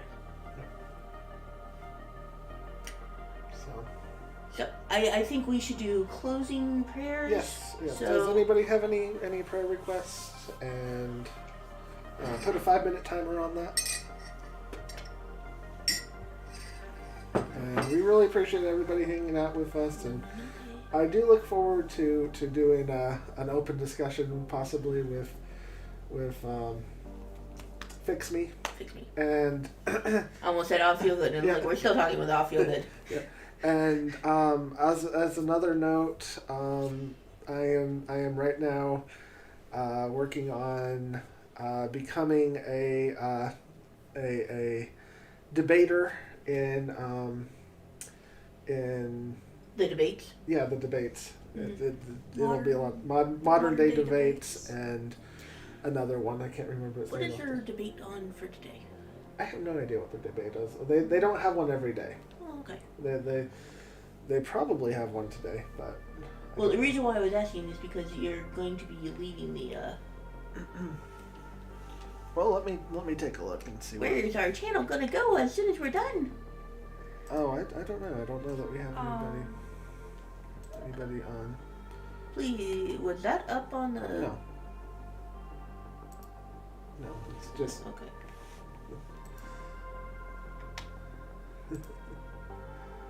Let's see. We could go. This is insane. Let's see. Life is insane. Yeah. Living.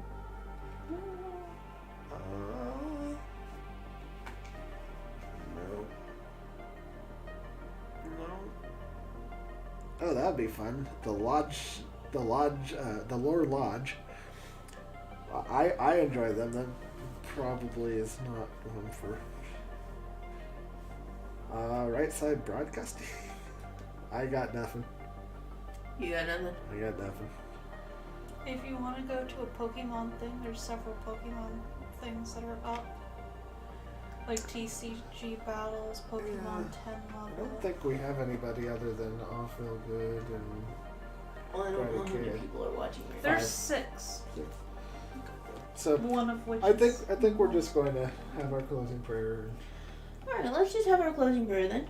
And as a recommendation, after the after we close down the stream for the day, go do something to be joyful. Go have a moment and entertain yourself. Go do something that you enjoy doing for the next 20 minutes afterwards.